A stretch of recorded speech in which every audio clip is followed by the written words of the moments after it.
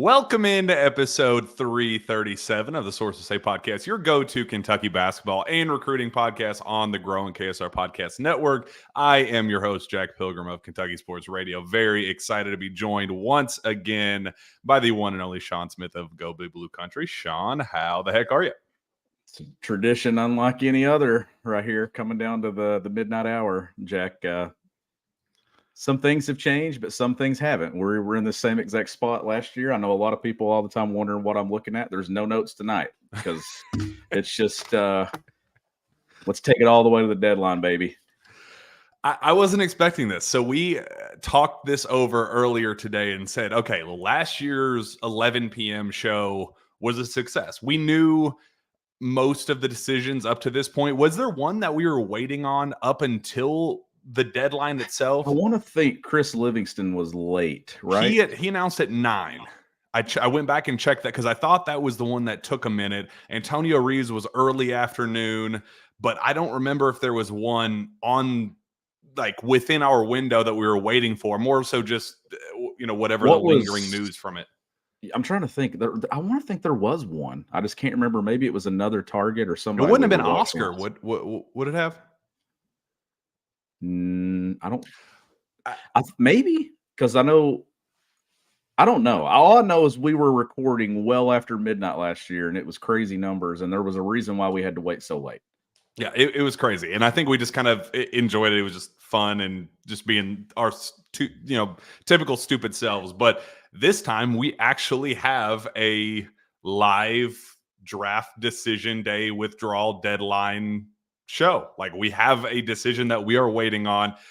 Are you getting Hamidou Diallo PTSD right now? Like, are you feeling a little kind of some type of way, the same way you did back in 2017?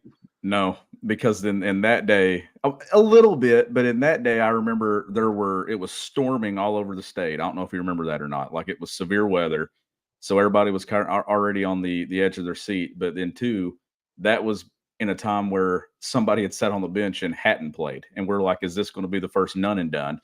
Little did we know there'd be another one that actually would go through with that. So just I don't know if anything surprises me anymore, but this one today, I didn't think we'd get till 11 o'clock. Like, I thought we would at least have something by now. And even when me and you decided to set this, it was kind of just to let it happen, process it, then talk about it. Nah, we're processing it all in the moment here. Like, this is going to be a live reaction, hopefully. And what's wild is there's no guarantee that this kid even comes to Kentucky. Like, we're doing this off the idea that he could potentially end up being a Wildcat. Jackson Robinson, let's just kind of lay down the foundation here. Jackson Robinson's Big 12 Sixth Man of the Year for BYU this past season, as good as it gets among bench scorers, kind of filled that role to a T. Exactly kind of the Mark Pope system player, did it to perfection. A high-level three-point shooter with NBA range, long, athletic, a guy that has, clearly has a very tough decision to make because it is 52 minutes left until the decision deadline, and he hasn't made one. He has been doing workouts all the way up until today. Leading up to today, it was my understanding that this was truly a coin flip decision for him, that there was a part of him that he was just ready. There were people in his circle, people in his family that just didn't want him to see a fourth school in 5 years should he return to school and hit, explore his portal options elsewhere. That part of him is like, dude, I'm going to be 22 years old by the time next season rolls around. My pro clock is ticking. Sometimes you just have guys that are just ready to say, it's my time. And there was a sense that the early word when Mark Pope took the Kentucky job, that his first initial gut instinct was, I'm going to follow Pope. We're going to continue this to Lexington. But as kind of the dust settled, it was, man, maybe I don't want to hit reset. Maybe I do really want to see if now, for everybody on social media and message boards and different people that have just kind of blindly assumed that Jackson Robinson was just a foregone conclusion to withdraw. I hope you can kind of see now, as we are minutes away from the deadline, that this really was a true toss-up decision. No matter which way this goes, we very well could see a scenario where at 11:52, he announces that he's keeping his name in the draft. This could absolutely swing both directions. I don't even have like a gut hunch of where it's going. I've heard both things. I've heard as of a couple days ago, he was hell-bent on keeping his name in the draft. I've heard on the other side that NBA teams have told him, buddy, you need another year of college. You got to just, you got some, it was a really, really impressive year for you, but you got a whole lot more to show us, preferably at a bigger platform. See what you can do at a place like Kentucky, at a place like Kansas, maybe with a attention that BYU is going to get this year, under Coach Young. One of those options would probably be better suited for you. It's a true 50-50 toss-up that this thing is going down to the wire, and I'm excited, man. This is really I don't remember a time that it's been like this. Yeah, it's it's definitely made for some content tonight. We have right at 2,000 people, watching live at 11:10 on the East Coast here. So we're crazy. We're different, man.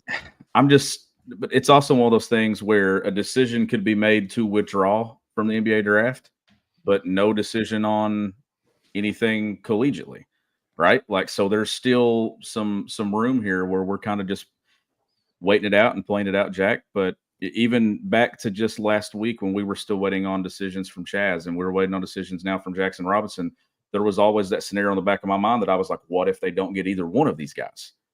Does Kentucky have enough on paper here? And I mean, obviously that's something that we will kind of figure out over the next hour to what it is. But right now, I'm hopeful that we just get some crazy good news within the next 49 minutes that we can just kind of just react to without having time to think about it and without having time to discuss it. There's always things about this show that you and I get to maybe bounce off each other and say, okay, we're going to go this direction. We're going to go this direction. But this will be like in the moment reaction to whatever happens.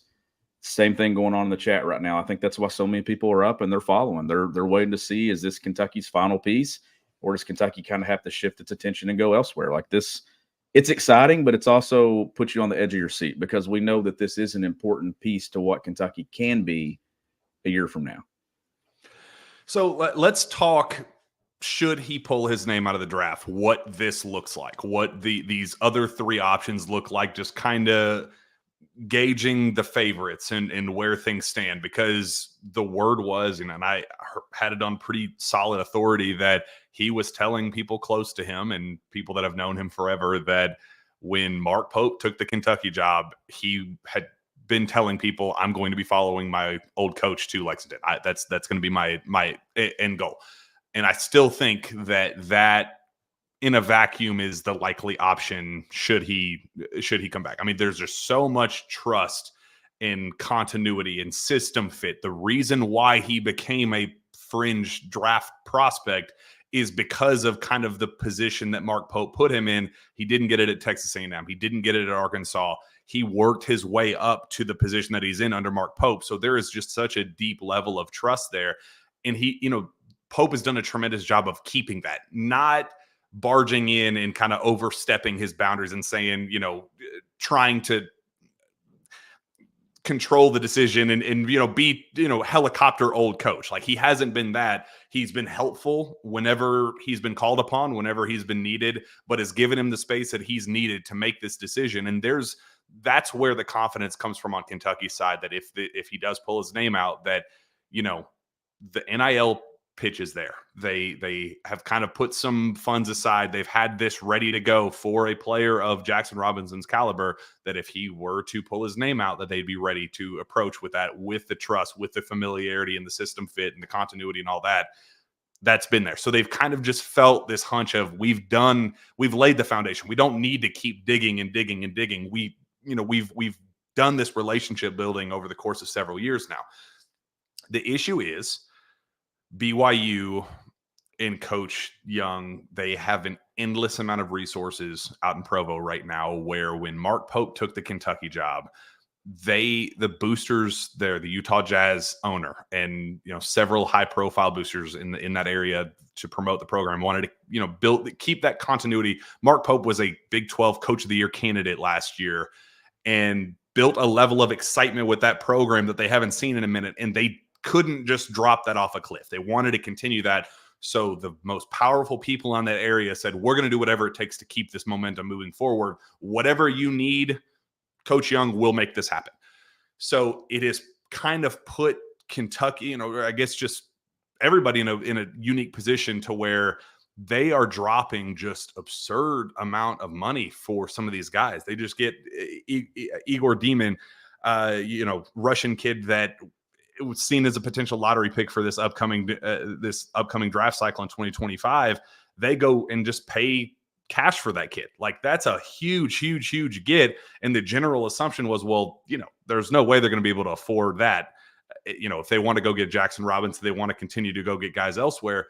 There was a thinking that would be the case. And then the early responses were, no, they're looking to add Jackson on top of him, and they're going to drop an absolute ridiculous bag to ensure that they're going to bring him in. So Kansas was kind of thought of to be the main competitor with Kentucky, neck and neck, high profile programs, blue blood programs. Kansas would probably, would need to outbid Kentucky to land him. And BYU is kind of snuck in as that if there's going to be somebody throwing a bag, it's going to be BYU for Jackson Robinson. So my read as of 11:15 p.m. on draft deadline night, if he does pull his name out, I think it's a 1A, 1B situation with Kentucky and BYU, and then Kansas a third option behind those other two. BYU, the familiarity we talked earlier about, the fourth school in 5 years potentially for Jackson. Maybe just kind of keeping the continuity in Provo. That's something that intrigues him a little bit. So it's a sneaky option. I wouldn't call BYU a heavy favorite or anything like that, but they have definitely emerged as a dark horse to where I'm personally somewhat concerned about them. Yeah, that's what I was about to say too. So how much of this though is the amount of NIL combined with familiarity? How much does that combination play into this? Like, you have the familiarity with Mark Pope. You have the familiarity with some faces on this coaching staff. NIL money at Kentucky. But you also, like you said, BYU, a place where you have spent some time. You've had the most success of your college career. If they can match that or give even more in NIL, then that certainly makes it appealing, especially when you're in the draft position that he is in.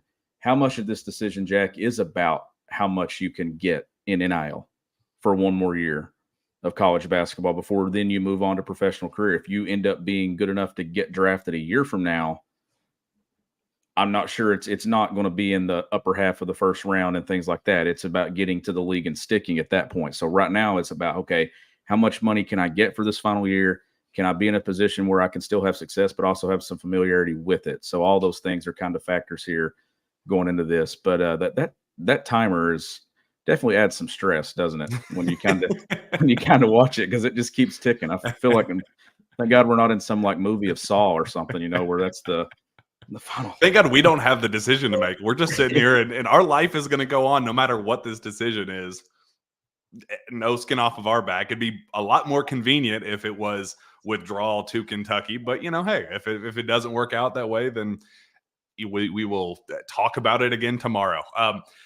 So I think it puts Kentucky in, because BYU is willing to throw a bag of that significance, and that's something to just kind of keep in the back of our heads.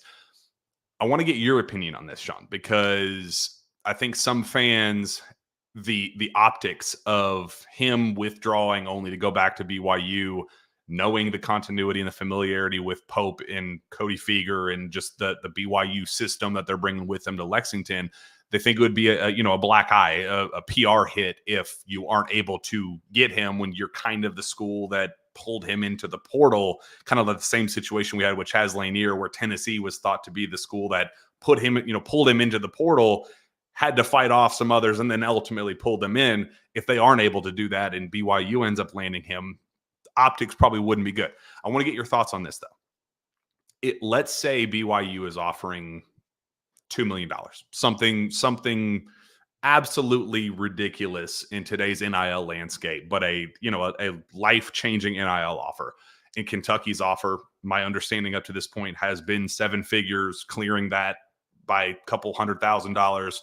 They're competitive. They're right there in the thick of things. But if you are separated by 800, 900 grand plus, they're willing to just drop everything to go all in on Jackson Robinson. And you have a Wooga Poplar from Miami who probably isn't going to cost you $2 million plus.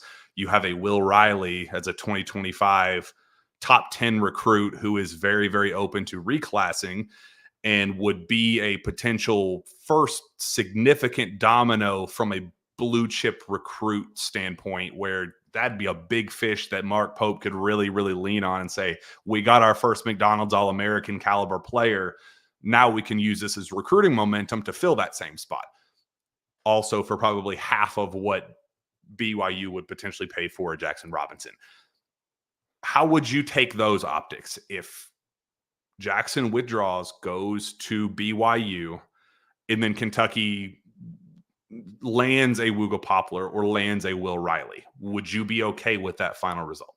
I mean, I would, because I think the situation in today's climate of college basketball, relationships are important, but NIL is such a significant factor is at play with all these decisions. It's completely changed the way that you recruit. It's completely changed the way that you put your rosters together. Combine that with the transfer portal, you're technically shopping yourself.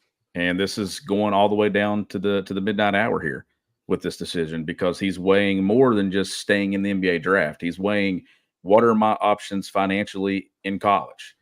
And he's hearing it out from everybody. And Jack, it's probably a discussion that it started here and then it's moved to here and it's moved to this. And like all these things have kind of changed.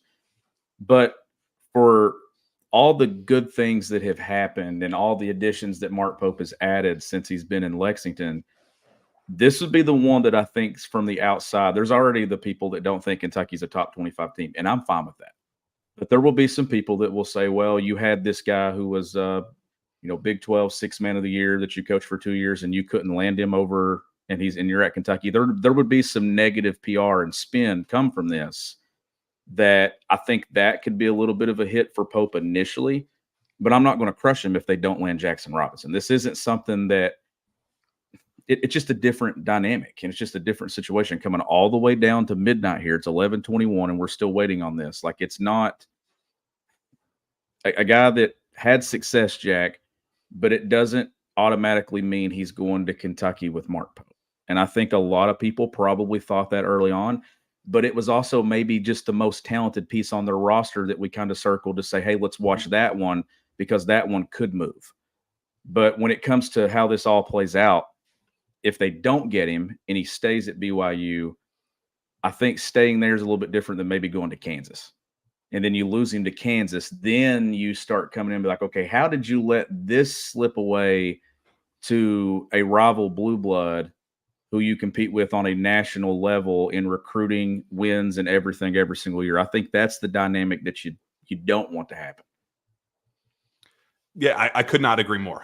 That's the exact scenario that we touched on KS board on the message board. We talked about what the optics would look like with all of these, and I think if the situation is that BYU just puts out an offer that Jackson can't refuse, also knowing kind of some of the backstory that Jackson has really struggled with the idea of kind of hitting reset elsewhere, and knowing that, man, I kind of like the position I was in the last 2 years in Provo, met new friends, kind of, I like the culture and just the basketball culture around here.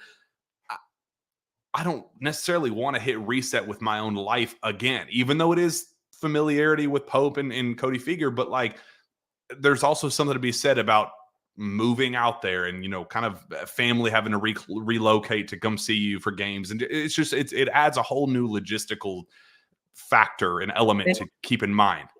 And it's a program that's just, it's significantly different.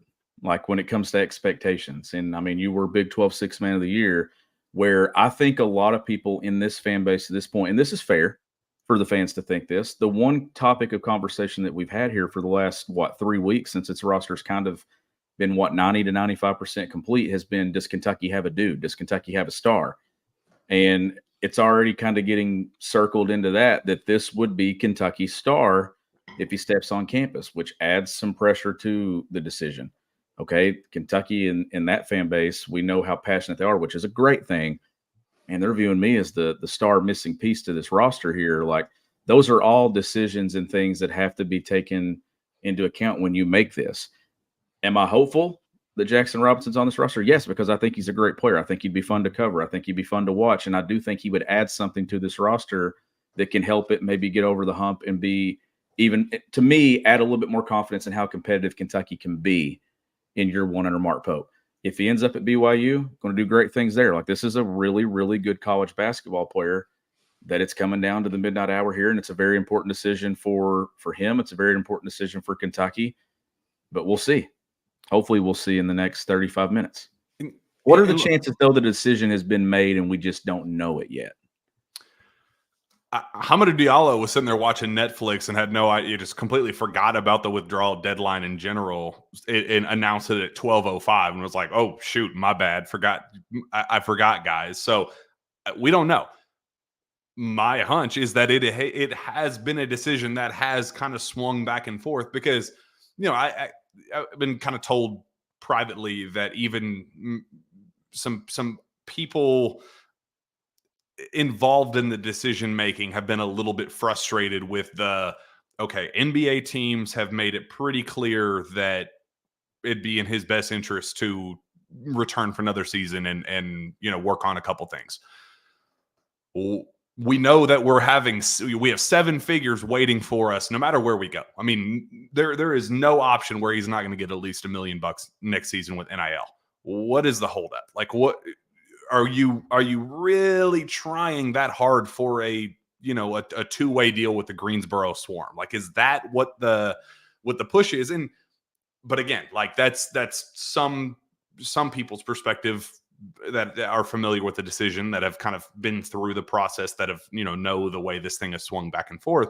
But on the other side, it's this kid's dreams. It's not their decision. It's not up to them to decide when it's time for him to bet on himself and make his decision. So just understand that there have been a lot of kind of pushes and pulls to kind of get to this point, that it does not shock me in the slightest that we have 30 minutes left until a decision it needs to be announced.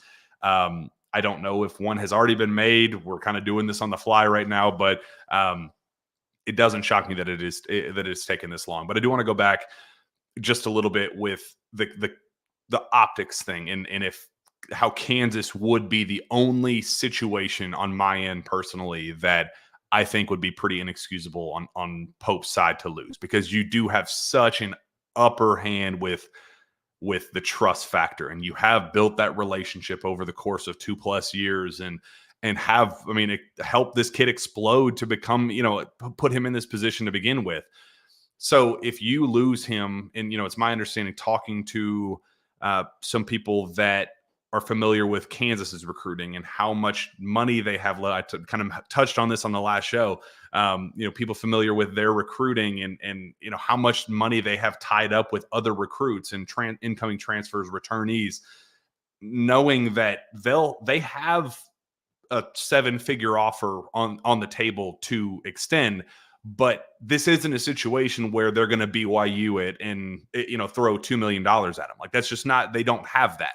They can compete, but if it does come down to who is competing the most, Kentucky can't lose a head-to-head battle with equal resources, equal NIL situations and offers and all that. Pope can't lose that. If it does come down to a just logistical, just trying to be as financially smart as possible with it, where I'm not going to just overpay for a kid $2 million like to compete with BYU just for the sake of doing it. If we can feel pretty darn sure about bringing in Wooga Poplar or Will Riley as a reclass kid, using that money for half the price, that would be a totally acceptable scenario. And I hope fans can kind of understand that and come to peace with some of that. If it does get to that point, I think that would be a totally reasonable thing. I think it'd be good. It'd be good for Jackson to kind of just build that continuity, and I would root for him doing his own thing out there. But that would come with some assurance on Pope's side that he lands one more guy. They feel really, really good about where things stand with the roster, but there's a reason that Pope has still been going after these guys. Like, he wouldn't be going after all of the, this 4-man group of Chaz Lanier, Jackson Robinson, Wooga Poplar, Will Riley, exploring all options. But for that one clear scoring role, you wouldn't be going after those guys if you felt totally content with the roster as things stood right now. You wouldn't be pushing those resources in if you just said, yep, we got a Final Four caliber roster right now. Let's roll the balls out.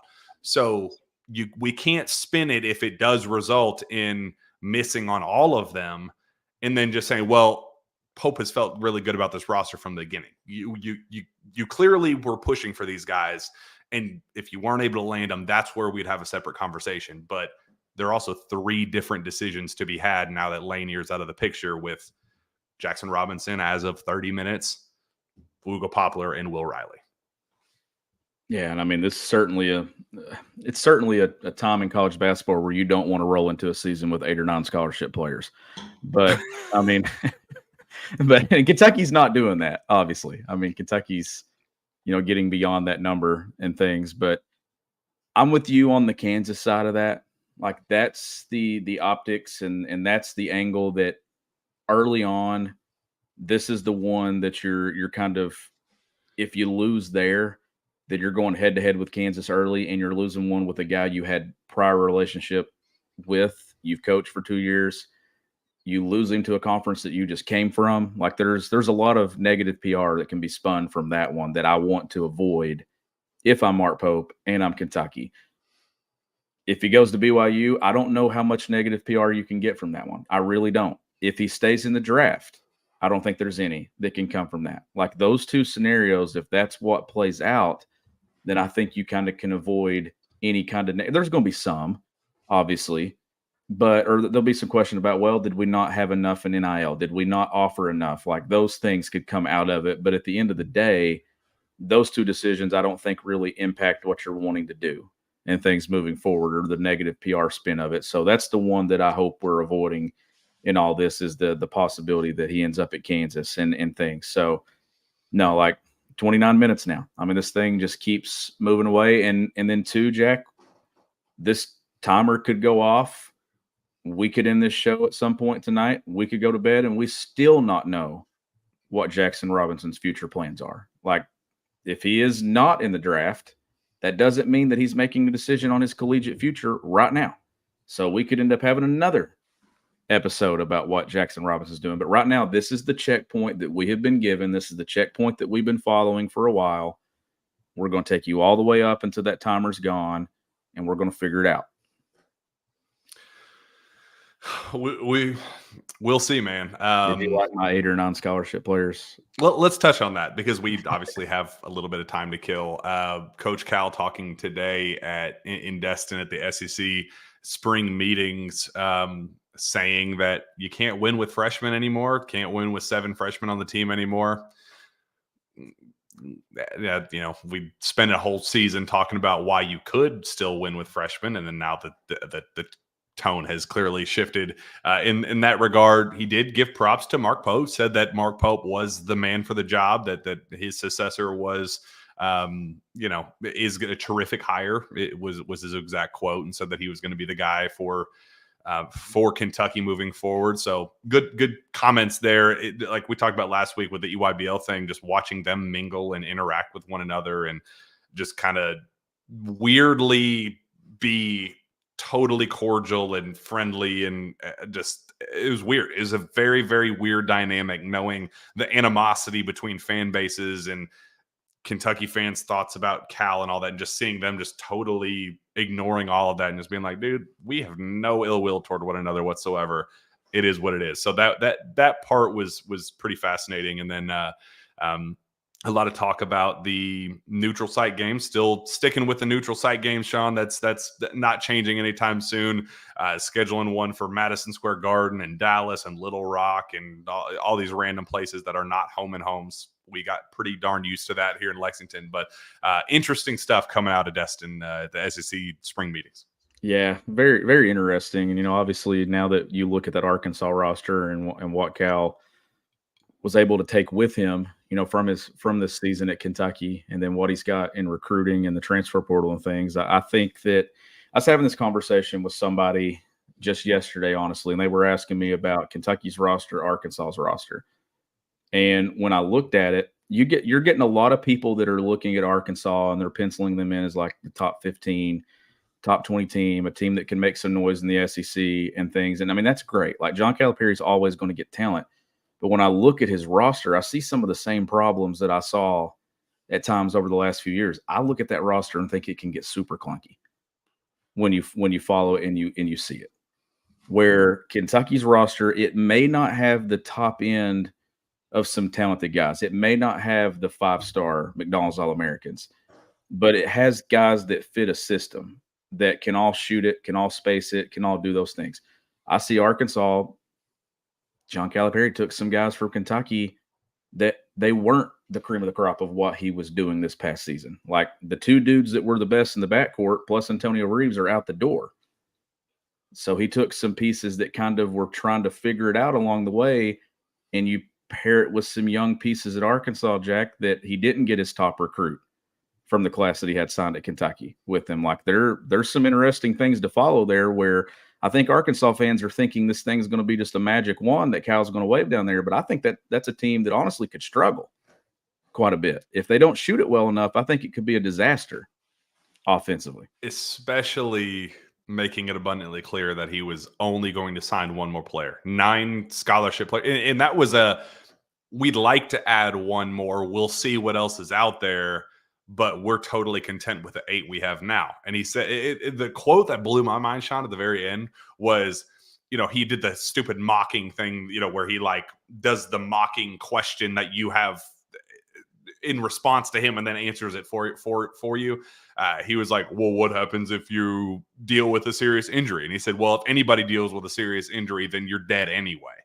So it was like, okay, well, not necessarily, because if you sign another player who is pretty darn good, there's still a lot of talent in the portal. We're talking about several of the names that could be complementary fits of, hey, I kind of like this guy, but this guy may be a little bit more, but they're both pretty darn good. You could still sign a couple more, dude. Like you don't, if you're talking about, oh, we'll double anything that Kentucky has to offer money-wise. If you got the resources, you could still add a couple. So I wonder, like, what goes into that decision? Like, why, he talked a lot about like happiness, like player happiness, and well, I won't have players complaining about a lack of playing time if I don't add any more players or whatever. But like, just feels like a really, really, really dangerous approach coming from somebody that just knows the dude after 15 years and knowing injuries happen, bud. We got a whole lot of haven't seen him over the years that not sure you could afford that with 4 players on your roster. No, that's I tweeted LOL today, to that comment. That was just a simple reaction because I actually did laugh when I saw the tweet. So us that have followed Cal and covered Cal for years, we kind of know when it's Cal speak and we know what it is. They are still like, oh my goodness, keep talking to me, keep saying these things. Like you'll find out in mid-February when it's after a post-game presser and he speaks for 3 minutes and doesn't really give you anything besides whatever he wants to say in those moments. But wish him well, and we'll see what happens. But back to Kentucky's roster and the kind of the angle that I took when somebody asked me the question, like, okay, who do you think, which roster do you trust more? Well, Kentucky's doesn't have the concern of being clunky to me. Does it have the top-end talent? You can argue it doesn't, but I think it has some guys that in the system that could turn into all SEC caliber players if they hit. And I think they got a couple of guys that can do that. And I think the spacing and I think the system, I think Mark Pope had an excellent plan that he wanted to build roster number 1 at Kentucky.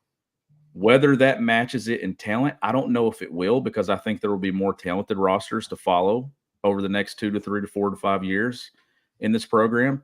But from a systematic approach to what he wanted, I think he's gone out and he's got this piece and this piece and this piece and this, and there's a string that attaches all of them together.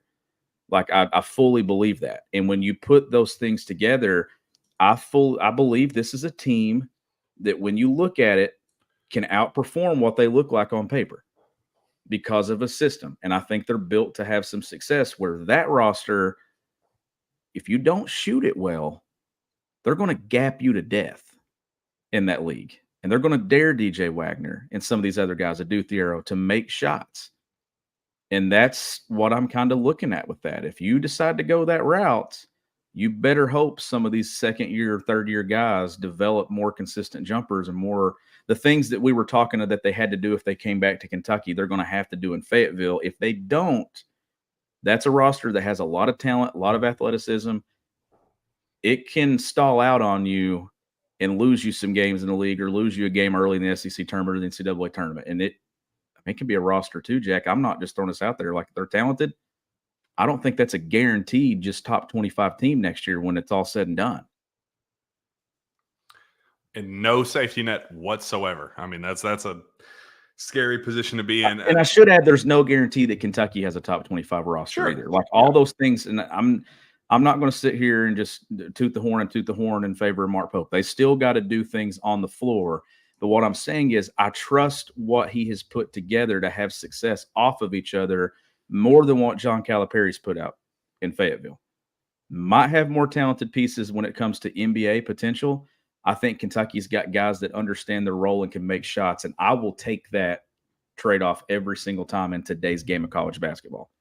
If I'm not getting Anthony Davis, John Wall, and those guys, give me the system.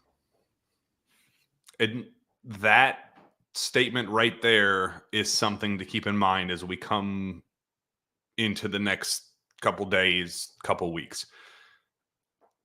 Talking to people around the program, they're thrilled about the roster construction right now. Like, they think that they love the fact that they're not listed in any of these top 25s. Like, they think they got a pretty darn good team right now. They don't think that they are, again, and I don't want this to be lost. They still think that they're one piece away from really becoming the ceiling changing team, but they feel good enough right now that there is a tier group of guys that we have clearly seen who they are: Chaz Lanier, Jackson Robinson, Wooga Poplar, and Will Riley, that it doesn't really matter who they get. Like, they are all close enough to where you just need one more guy who kind of fits in the system and can make open shots and can just kind of be that complimentary guy who can go get you a bucket. Like, the definition of a bucket getter that we've kind of got lost into what the definition of that means. A guy who is still capable of going to get you a bucket, but not one that, has to be the surefire superstar. Like, not the one guy who's going to hunt his own shot and live in ISO situations and kind of make the team about himself. Like, that's not what they're looking for.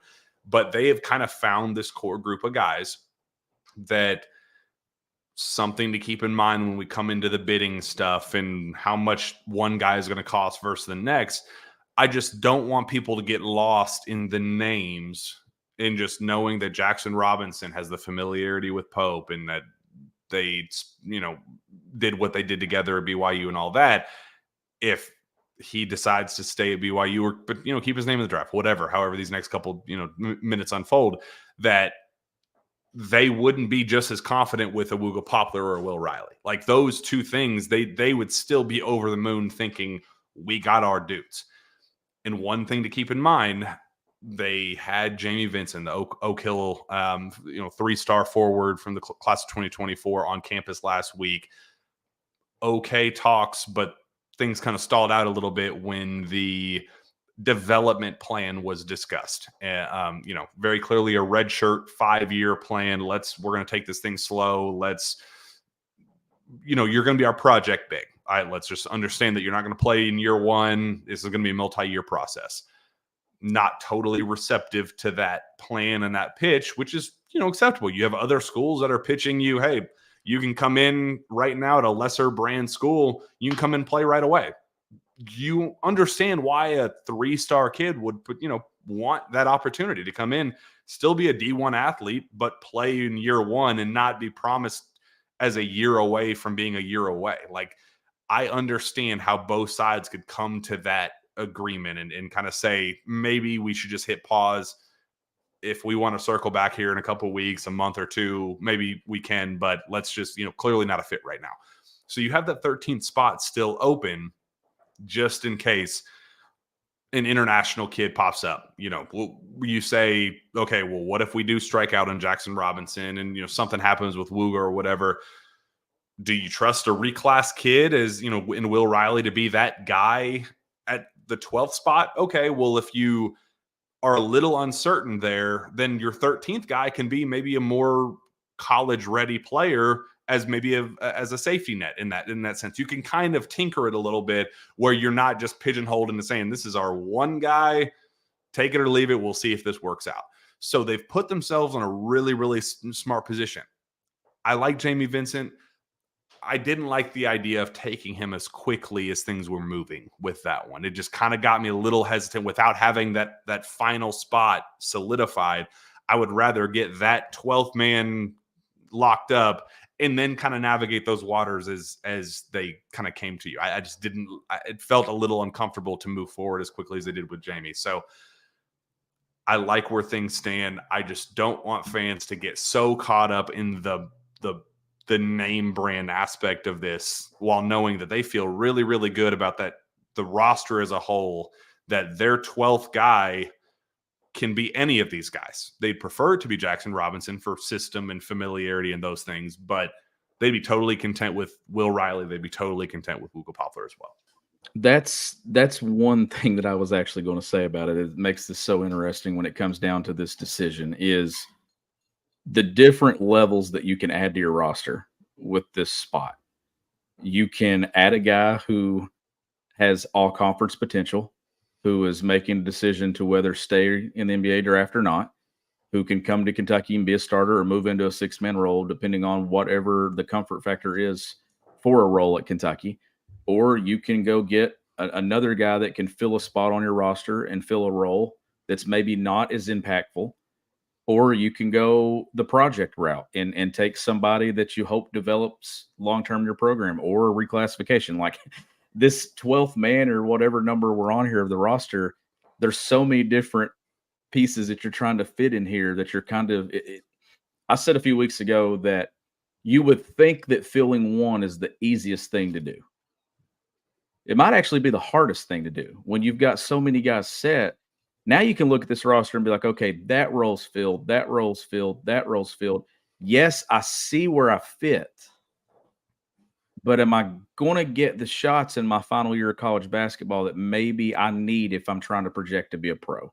Is the volume going to be there for me to continue showcasing? And I'm not saying that these are things that Jackson Robinson's putting out there in his head, but if I'm a recruit and I'm being targeted by Kentucky in this role, I'm probably asking myself those questions. Or I'm at least asking the staff those questions. Okay, I know how I fit in your system in Provo? How do I fit in your system in Lexington?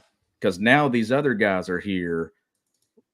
What am I missing? And then you go a different 2 or 3 different routes with that final thing. It's what makes it so intriguing. But I mean, hey, we're here.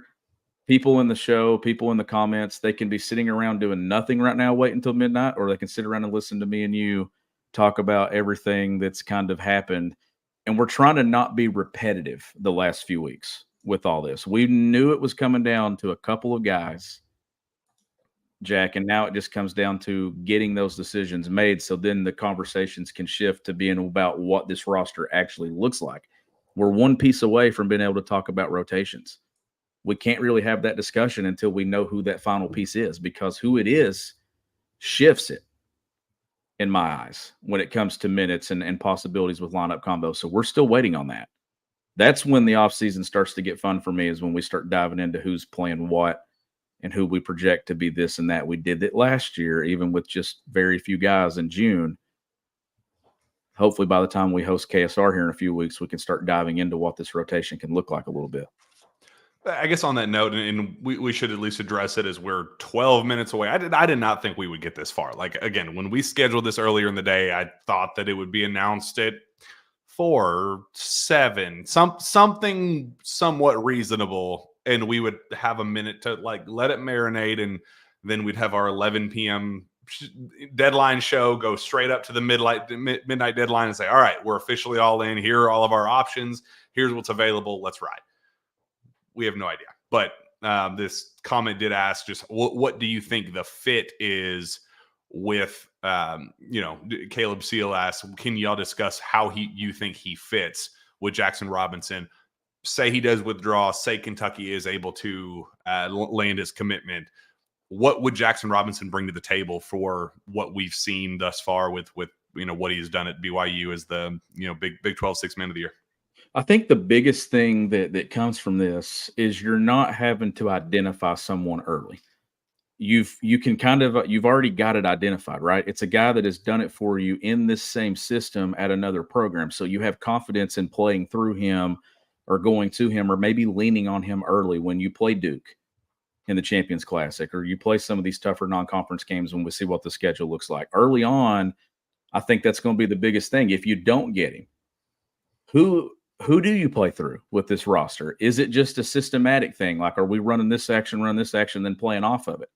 Is it Kobe Brea just getting loose for some shots? Is it Kirk Risa getting some opportunities? Like, who is it that you're kind of relying on? So a team that, to me, it's going to take a while, because I don't even think in the offseason we're going to be able to identify an identity with this roster. It's going to take some time and some game reps and some action for us to even identify that.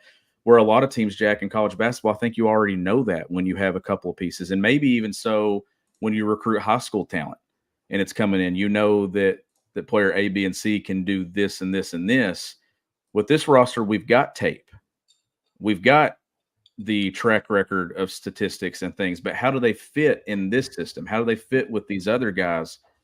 I think they're going to fit when it comes to a skill set, but where do you rely on maybe who is your guy to in a moment? That's what I think he adds right away, is someone that as a coaching staff and a head coach, that you've had success running these things for in your offense and playing out of that set and out of that look. That's what he adds. And then over the course of time, I think you have other things that can develop. Like, I don't necessarily think that he's Kentucky's best player if he comes to Kentucky. I think there are other guys on this roster that could emerge and become Kentucky's best player. That's not a bad thing. Can't throw that out there without being able to call your shot. You're really putting me on the spot with these. I know. I think I'm not saying Kobe Brea is going to be Kentucky's best player, but I think he could be one of Kentucky's most important because of the efficiency and the shot making, the ability to stretch you out. Carr, to me, is a guy that I think could take the next step and do some things at Kentucky that emerges into all SEC potential. That's the guy that I'm watching on the interior, because I think he can do a lot of different things. And I think there's some versatility on both ends of the floor there that maybe can separate him. I know when we're talking about Amari Williams and stuff, we're talking about guys that can anchor you defensively, but I think you also have pieces that can anchor you on both ends of the floor. And to me, that is what can get you a lot of minutes. So that's my breakout guy. Otega Oweh is another guy that I want to see fit with a lot of shooters around him, because I think with his potential on the perimeter defensively, I think he can be very disruptive. If he just shows the ability to consistently knock down shots in this system, I think he's going to get paint touches and be able to put it on the deck and make some plays as well. I think that's another breakout guy. And we're talking about guys that have played multiple years of college basketball being breakout guys. That's what this system is going to do. I think it's going to breed guys that are going to make steps and make jumps in their career because they're going to be playing in space offensively.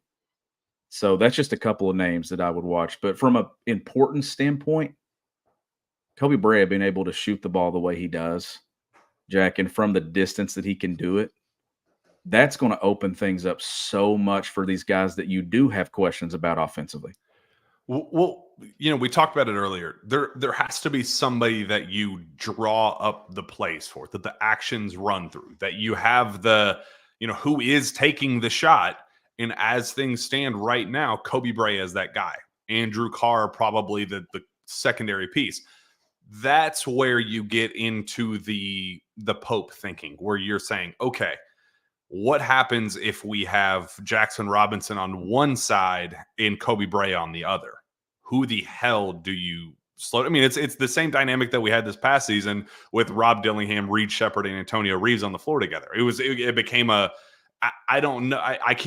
We can't overplay one guy and then leave Reed Shepherd open in the corner. Well, we can't, leave him open and then have, go contest his shot, then have Antonio Reeves wide open for the kick out. Like that, it's you add to the pot of the collective soup, or what does Pope call it, the stew. It's the offensive stew that all of it kind of works together in this cohesive grouping, that it's not that somebody has to take the shots as things stand right now, but it'd be really, really beneficial to have that third guy that you feel, I like the fact that Otega Oweh, his shooting was inconsistent and on low volume, but of the makes that he had, the majority of them came on clean catch and shoot looks. That's a positive.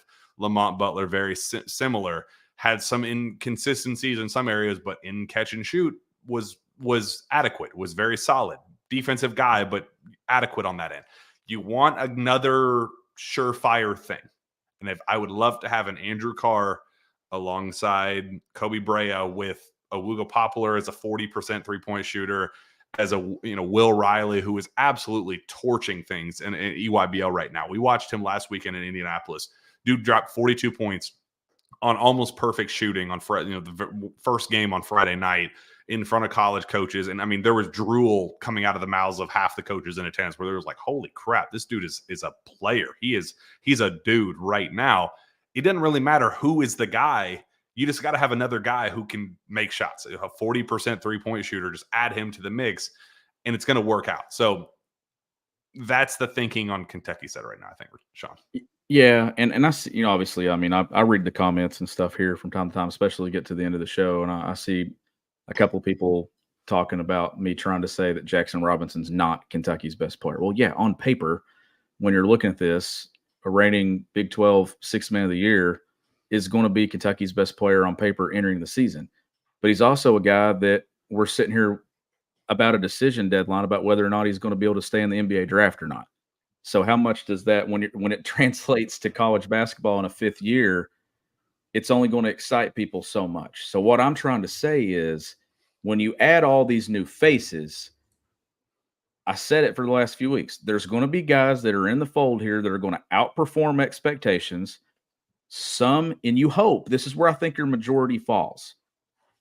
You need a couple to outperform. You need majority to perform, and you're going to have maybe one or so that underperform. But majority of it has to meet expectations. And then if you get a couple to exceed expectations, now you're getting into another category of what you can be. He's a guy that I think for sure meets expectations if you have him on your roster. To me, I don't know if he can outperform being the reigning Big 12 Sixth Man of the Year. That's a pretty high ceiling, right? That you're already at, or when it comes to the floor and the ceiling. There are guys that I still think on this roster, Jack, that have not tapped into how good they can be. When you put them around other players, and these aren't future NBA stars, I know that. There's going to have some guys that are going to play professionally. This isn't the rosters we've seen in the past, but when it comes to a system, systems can make you look even better than what you have been in the past. Some players are going to get more volume. Some players are going to have less volume. That's going to be a good thing for some of these guys. Like, there are players, and there's going to be an analytical side to this program that has been missing, that you're going to have data backed up, researched, and proof in the pudding to kind of show. And that's what you're going to build this thing around offensively. And that's where I'm leaning. When you put analytics with what you see on the floor and you put it together and you get the right people doing it, I think you can put some guys in situations to outperform what they have been in the past in college basketball. And that's why I think there's a couple of guys that could emerge. And if they don't become Kentucky's best player, maybe they're all 2 or 3 on the same line and tier there, and that takes Kentucky to another level. I mean, what do you want me to say, that these guys aren't going to be good? Sean, we got T minus 2 minutes. It's coming. Here we are. T minus 2 minutes. So I want to know, is there going to be like a little buzzer go off or something, or is it just going to say 0? Or we just, I don't know. I hope that when the buzzer goes off and when the clock strikes midnight, that all these clown Tennessee fans that are just absolutely delusional morons that are in the chat right now, that they just disappear. This is the first buzzer beater of the Mark Pope era. I hope it's a rim out at the buzzer for Tennessee fans. No shot clock violation here. Gosh, I just the chat with so many just moron Tennessee fans just blows my mind. Like, what do you think the coaches are doing right now? Like, do you think that they are? That's why I think there's already been a decision on his NBA future made. He's either in the draft or he's not at 11:59. There is no way that you're still sitting here wondering whether or not your paperwork is in or it's not. Like, that decision has been made, and I stand by that. You There's think? no way it has. Yeah, 100%. Like, you're not sitting there taking the chance on the fax machine or whatever you're sending in not going through. Like, right? Surely. What would be Now, the do I most think a decision has been made about Kentucky or Kansas or BYU or not? Maybe not. Well, we got Jameer Watkins withdrawing from the draft right ahead of the 11:59 deadline at Florida State. That'd be a good. That was a kid that I'm surprised that Kentucky didn't reach out to and kind of ramp things up with. I do have a question. Is this Eastern Coast? Like, is this East Coast time? Absolutely, we are not. Yeah. We will not do this show till 1:00 in the morning if it gets. No, to I that meant point. like this decision is based off the East Coast, right? Absolutely, Eastern has time to be zone. midnight Okay. Eastern time. Well, here we go. And I hope Jackson, if you're listening to this, I know you're not, but if you are, it's like, bro, it's midnight right now. You going to count us down here? 5, 4, 3, 2, 1. Still no answer from Jackson Robinson. Yay! Yay! Woo-wee! Well, what if his face just popped up on the screen and like we had him in here making a decision? Y'all thought you could talk trash, huh? I'm coming. I mean, like, what do we do? There was somebody asking in the chat, like, are we just going to go until we get an announcement? Like, what happens if it's? Well, how long do we go? I don't know how this works. We just leave this thing running until I wake up and come out of that room over there at 6 a.m. and then I'll check and see what happens.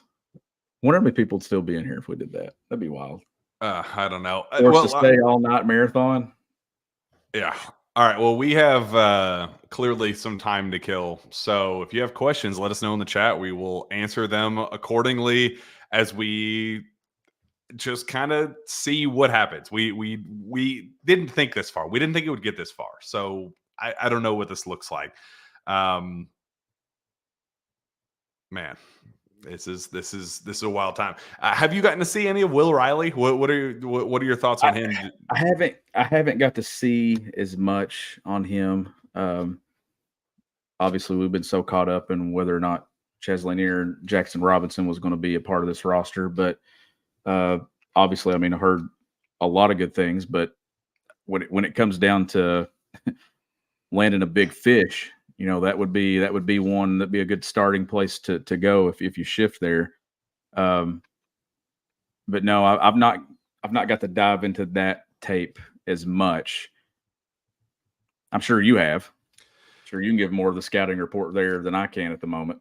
Yeah, I mean, Will Riley is awesome. I mean, Will is a true 6'8", 6'9", long, lanky wing shot maker to a T. I mean, that's a guy that a little thin, somebody that if he does decide to reclass up to 2024 is going to have to hit the strength and conditioning program hard, hit the weight room extremely hard to, kind of have that Rob Dillingham effect where you don't have to, he doesn't have to change what his body is in like just the foundation of it. He just has to be able to play through bumps and bruises, has to be able to not get bumped off his spots, and just kind of the same things we dealt with Rob last offseason, where it was just like, we saw what it looked like in Toronto.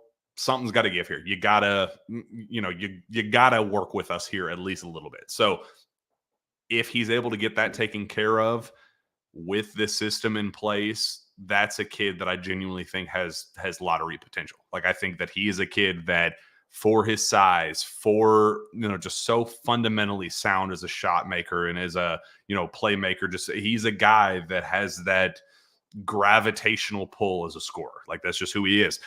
that's a kid that I think would step in right away and be a playmaker. I genuinely think, he's old for his class. So that's he's draft eligible for 2025. That's something to monitor as well. There's some hope that like maybe if he were to reclass, you could get him for 2 years, let him kind of grow into his body a little bit in year one, and then kind of really explode in year two. But I have seen so much that I've liked in thus far through 15 EYBL games that I genuinely think that he's a guy who could come in, be a one and done, and be a lottery pick. Like I think he's that level of talent.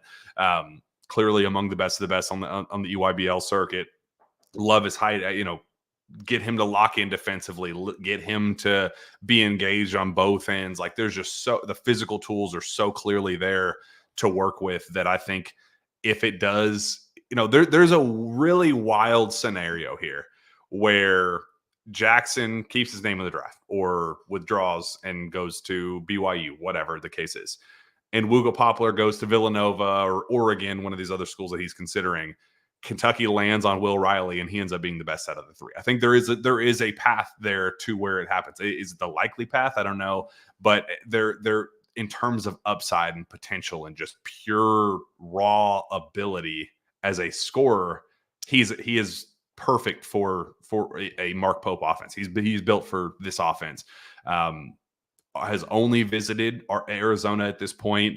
Back in March, Kentucky gets the first official visit of this kind of cycle and this timeline. Alabama gets a visit right after that. But you're only competing with Alabama, Arizona. Don't even remember what the other school is, but then NBL is also an option for him as well. You're one of 4 finalists among colleges, one of 5 finalists among pro routes. You're in the thick of things there where you're getting the first visit of this timeline cycle. He's on campus on June 4th. You got to feel pretty good that if you do strike out on some of these other guys, that you're in position to at least make a run at them. So I really like where things stand. Talking to some people around the program, I think they kind of have this sneaky, like, we really, really, really like Will Riley. And if that's the way this thing unfolds, we would not be opposed to that whatsoever. So that's kind of something I've kind of had in my back pocket, something I've kind of kept in the back of my mind where it was like, man, there is a scenario here where Kentucky sneakily adds a lottery pick as a late addition, as a reclass guy. I would absolutely love. I'd be over the moon with a Will Riley reclass. Yeah, and I mean, obviously, you've got to see him, quite a bit, and things going to the EYBL. Did you see Seth Davis's tweet? At 11:50. Anybody got Jackson Robinson's cell number? Well, what's funny is Ali Khalifa. I just saw him. He was like, it's 6 a.m. in Egypt right now. What are we doing, bro?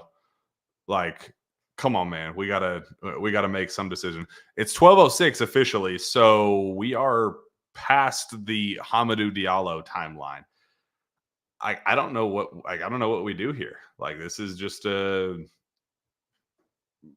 we are officially past any deadline that we've ever seen with this. Like, so I don't even know what this looks like. No, I don't either. I'm glad people are still here, though. I'm glad people still find this entertaining to some level. Like we always manage to reach a new level of sources say. Like there's always something to top something, and this has kind of moved into that category of what are we doing? Yeah, Wu-Tang Killa Sneeze says almost 3,000 weirdos still out here after midnight. Yes, absolutely. Yeah, that is absolutely the case. Yeah, Jacob Polachek, does Jackson think he has until midnight Utah time? I hope not, because you would be wrong, Jackson. And if that's the case, you're stuck in the draft, and that would make your decision. That'd make all of this a little bit easier to just know that, like, whoops, messed that one up. Sorry. Do you think the NBA would like allow an extension if you just forgot? Like, how would that unfold if Jackson were to like reach out to Adam Silver and just be like, so I kind of did a thing where lost service. Yeah, sorry, man. I was out. My family has a cabin. We were out on vacation. I just didn't have cell service. I really tried to submit my withdrawal paperwork. I just didn't get it. Jackson, it is June 17th. Oh shoot, yeah, it's been a really long vacation, man. I don't know what to tell you. Like I don't know what. I genuinely have no idea what you do. But social media is absolutely hilarious right now. Like Yeah. you just scroll through and like Nick Rouch, it's 12:06 a.m. Eastern time. Jackson Robinson has broken what was once thought to be Hamidou Diallo's unbreakable record for the latest NBA draft withdrawal deadline announcement. He probably like removed his name and then went to bed hours ago. Can you imagine? Nah, somebody would have got a hold of that. I mean, it would have had to have leaked by now, right? I mean, I would think so. I would think so. Well, you got any? What other questions we have for? Yeah, Nick's in there. Oh, wow, I made it. I made it. I'm glad you're still. I'm glad you're still with us, buddy, because this is an all timer. I don't even know what to do with myself. Like I just expected this show to be over by now, but like we're so far along in the process. Like we can't just back out now. Like all right, here we go. D-Max Snipes. Can you all convince me on Kerr Kriisa? He's only a plus 0.8. That's pretty awful. I'm more excited for Perry. Do you think who do you think will be our starting point guard? Talk people off the ledge on Kerr Kriisa. I mean, obviously there's concerns and things there, but when I'm looking at a guy that has done it in major conference basketball and has I'm pretty sure 99, is it 99 career starts? Something like or is it 99 career 90 games? plus for sure. Yeah. So when you tell me that I can add that to my roster and I get it for one season, I'm going to take it. Yes, there are some turnover things there. But when I look at the guys on this roster, he may be the only one that when I start to circle some things that there are a little bit of some concerns. But that's another guy that I think fits the system. He's coming into a program, Jack, where he knows he has to meet expectations for what this program is. Coming in with Lamont Butler, all these other guys on the perimeter at these positions that can do some things and run the show and get downhill and do some things at point. You're going to have to come in here and compete. Maybe you're not competing with, in the past, it was multiple first-round lottery picks. It's not Reed Shepherd and Rod Dillingham in the backcourt competing with DJ Wagner and Antonio Reeves. But for this, to me, everyone's going to have to be the best version of themselves. And I think that's going to bring out the best in all these guys, especially early on, because this isn't a situation where anything you've done in the past is getting you anything. There are experienced pieces around college basketball moving into this backcourt, all of them collectively. They're going to have to perform or they're not going to play. I think all those things kind of bring out the best that maybe you give up some of the areas that were a concern to me. Plus, I mean, he can knock down shots. And he's played it and he's done it at major conference basketball. I mean, Arizona, you do it at West Virginia. Like when you do it at those places, I'm confident that they'll be able to reel in some of those things. Plus, he's going to have an edge about him that I think is going to be needed. I think it's going to be needed, and I think it's going to be something that this roster kind of needs. We talk about the physicality toughness that Kentucky's going to have. There's a little bit of some mental toughness there that comes from the way that he plays, that he can get in your head and things that I think that's going to play as well. I love how Nate Bargatze comes to Lexington to perform at Rupp, and Kerr Kriisa is on campus for a visit and like is introducing like, hey, you're one of the most famous comedians on the planet right now. Welcome to Lexington. Hey, go get some shots up at Rupp Arena or at the Kraft Center. This is so cool. And like your first chance to introduce yourself to a world-class comedian, and Kerr Kriisa's there, and Mark Pope says, this guy is also a world-class entertainer in his own right. Everybody that is on Kerr Kriisa's team absolutely loves him. Home teams love him to death. Everybody else in college basketball hates his guts. Like, imagine having like your first meeting with like a Dave Chappelle or a Kevin Hart, or like go down your list of your favorite comedians. You get one chance to meet this guy and you go, man, Andrew Carr, though, that dude can play. Like, could you, I just can't even imagine just being in that position. But Kerr Kriisa is college basketball's like living, breathing meme. Like, he's just the ultimate villain that was able to look Luka Doncic in the eye and say you're soft, you are mentally weak, I'm able to get in your head, you can't compete with me. That guy is also the guy that just 2 games ago in the Western Conference Finals hit a shot over the Defensive Player of the Year, Rudy Gobert, and said, you can't effing guard me. Like, understand the level of psychotic just nightmare that we're dealing with Kerr Kriisa to be able to have that level. So yes, there are turnover concerns. There are shot selection concerns. He struggles with some stuff, but this is also a guy that is an ultimate playmaker. He hits shots and he's just a dog. The idea with Mark Pope's system is that he will maximize the strengths and put him in position to succeed and minimize all of that other stuff. If you could put him in position to say, hey, buddy, kind of like what we did with Rob Dillingham, where it's like, he's like the Estonian Rob Dillingham, where it's like, hey, let's reel in a little bit on the turnovers, make the one extra pass, good pass. Let's only take open threes. Let's not just take contested stuff just for the sake of doing it. And you're going to be the best version of yourself. Like let's all do that. Let's come together. And you, with this platform, you're going to absolutely skyrocket. That's the hope. That's the dream with Kerr Kriisa. It's totally okay if that's one that you have some concern about. He's a very polarizing individual, but man, I love him. I love that we have a college basketball villain to root for moving forward. Yeah, and is he going to play 34 minutes a game like he did this past season? Like, I mean, I know there's some efficiency. There's some efficiency concerns and things when you look at it, but like I still see a lot of games when I go down his box score, Jack, where I can live with somebody if they've got 9 assists and 3 turnovers in a game. Like I can live with that. If the other number's high, I can live with a couple of turnovers here and there. Now, if you're 5 and 5 or you're 4 and 4 and things like that, now that's where you're not really giving me much. But I think that he's a guy. I don't have concerns about anyone entering this system offensively because this system is strong. The brand offensively is very strong. It's going to put these guys in position to be the best version of themselves on the offensive end. Now, if you're going to have any concerns, I think it's going to be more so on the defensive end. Now, they've added defenders, guys with defensive reputations. That was needed. That was priority number 1 going into this. But on the defensive end, that's where the question marks have been about Mark Pope's teams at BYU. It hasn't been on the offensive end. So when it comes to offense, shot selection, efficiency, things like that, they're going to get good looks in this system in transition and in the half court. There's going to be layups. There's going to be transition threes. The ball's going to be flying around. I think it's going to pay off with some better opportunities, better shot selection. The defensive ends are going to be where the question marks are. I think that's where you're watching mostly because I have a lot of confidence in the offensive end. Javi asked, y'all think you could bench press Pat Kelsey?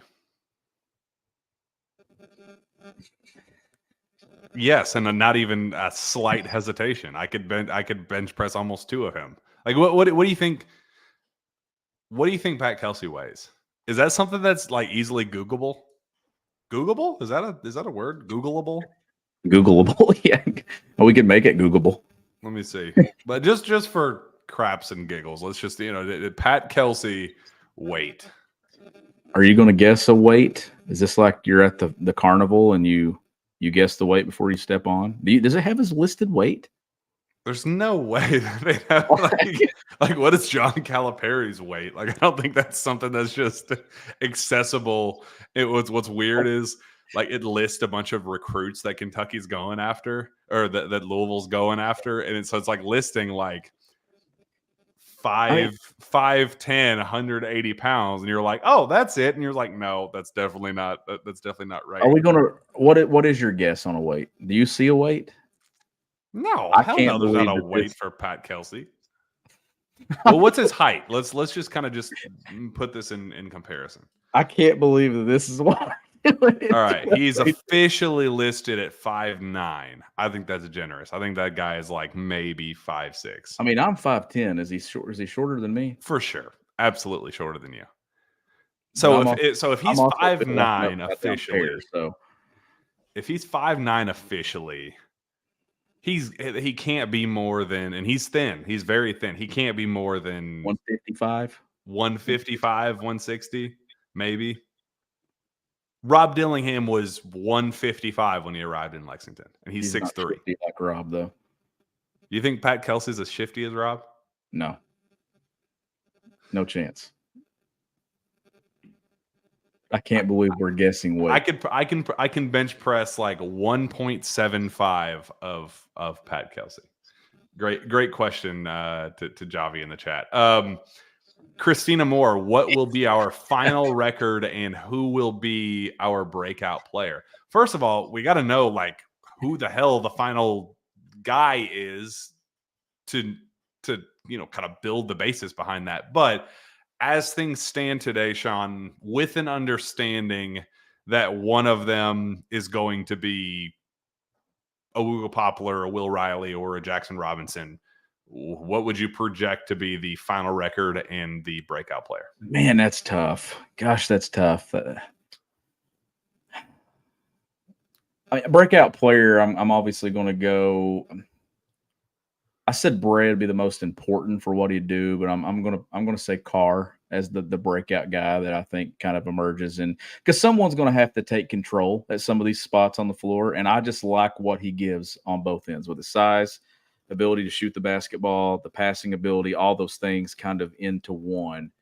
I think makes him a prime candidate to have a breakout year. In the backcourt, if I'm going to pick a guy there to break out, they have so much older experience in the backcourt that it's hard to kind of key in on a breakout guy. If we're talking about efficiency, obviously, Kerr is a guy that if he's more efficient, then I think can have even better numbers when it comes to, shot selection and turnovers. Record wise, I think this is a team that's obviously going to lose some games. 31 regular season games, 34 if you make it all the way SEC tournament. Let's say that this team plays 2 in Nashville because they need to, because I definitely want to have longer stays than what we've had in the past. So let's say they play 33 games going in the NCAA tournament. So entering postseason, I'll say they'll be 24-9.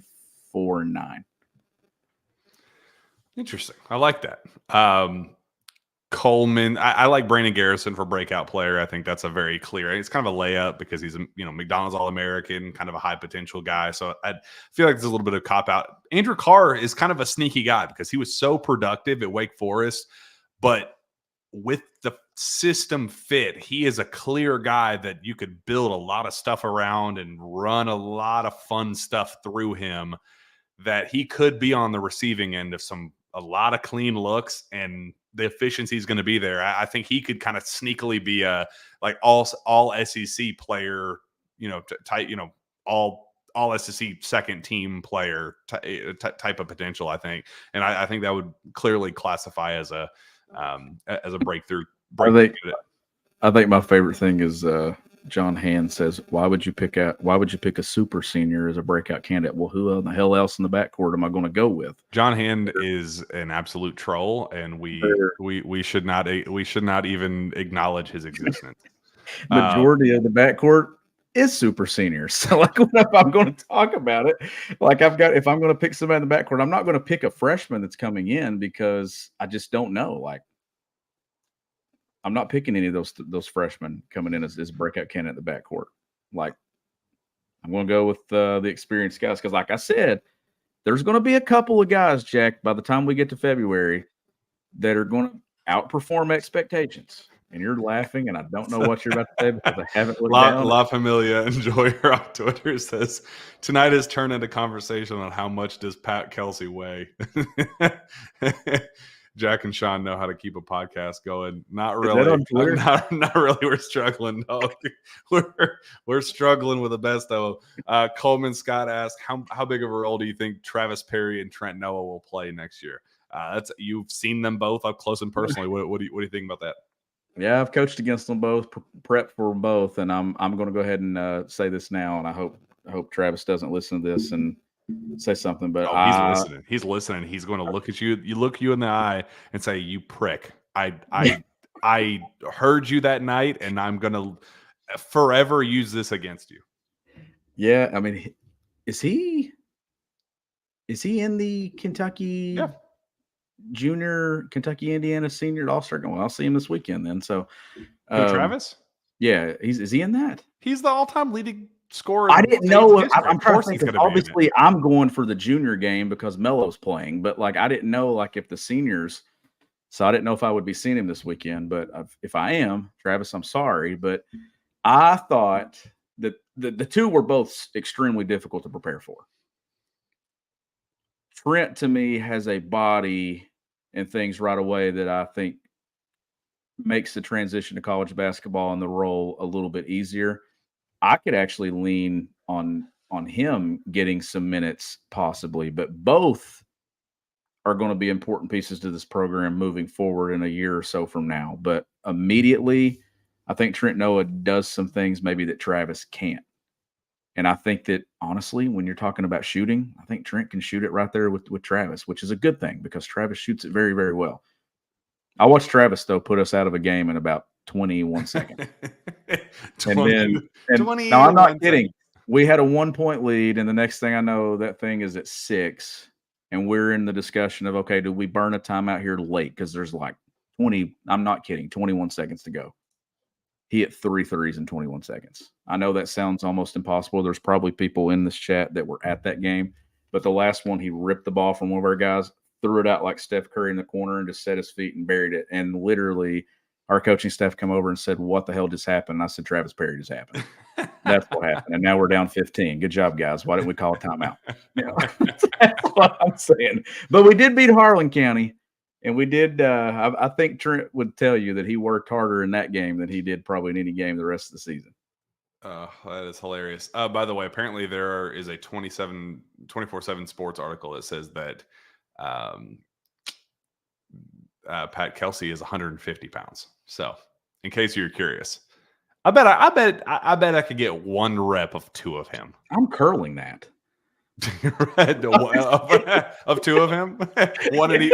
You got one Pat Kelsey in each arm. These are Pat Kelsey dumbbells. Like this isn't a barbell curl. Oh God, that's funny. Fef says, "Don't ever compare Kirk Risa to Rob Dillingham, you effing idiot. There is no comparison. The wrong version of there, by the way, calling me an effing idiot and then using the wrong form of there. So appreciate your concern there, Fef. We need an after dark graphic up here on the screen somewhere. Like this should be source to say after dark. Yeah, I think we're well past that point. D-Max Snipes, can Perry have a Reed-like year on offense, not defense? Obviously. They're just different players. They're different. They're just so different. Like Travis is a pure shot maker through and through where volume will not impact his efficiency. I don't think. Like he's one of those guys that genuinely could take 10 threes in a game and hit 5 of them in college. Like I think that's a realistic baseline of what his best case scenario is. Like the way we talk about Kobe Brea in the future, like right now is the most efficient shooter in college basketball and high volume is Kobe Brea. Like he will be in some of those conversations at some point. Travis Perry will. Like that's what he is. But there's just so much more to the game that Reed Sheppard brought to the table that I just have to see a lot more of with Travis to feel confident in that. I think Travis is going to be a very good college basketball player at Kentucky. Like I feel very, very good about that. I just think his timeline is probably going to be a little bit more extended than, potentially even Trent Noah. Like I think Trent's just physically a little bit more ready to perform, but Travis is there. Like and I kind of touched on this on KS Board a while ago, and it kind of made its way to Twitter. So I feel a little bit more comfortable talking about it in this platform. But the night that Travis Perry called John Calipari the night before to say, "Hey, I think I'm ready to make this official," that Cal was not totally was like, "Hey, just so you know, I'm not going to play you. Like, I hope you know what you're signing up for.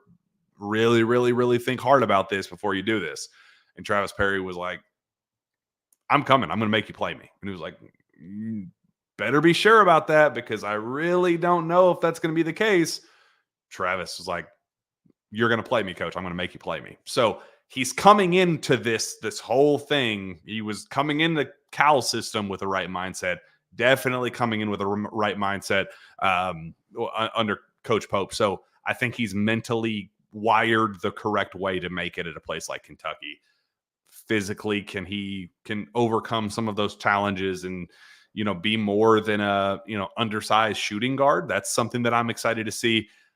I think he's going to be very, very talented. It's going to be a little bit longer of a journey. Just don't expect him to walk in. I feel like Reed Sheppard was the best case scenario for a Kentucky boy living out his dream and becoming what he was able to. But it's also kind of a worst case scenario for everybody else that follows him. That everybody's going to assume that Jasper Johnson is going to be that guy. Malachi Moreno is going to be that guy. Gabe Weiss is going to be that guy.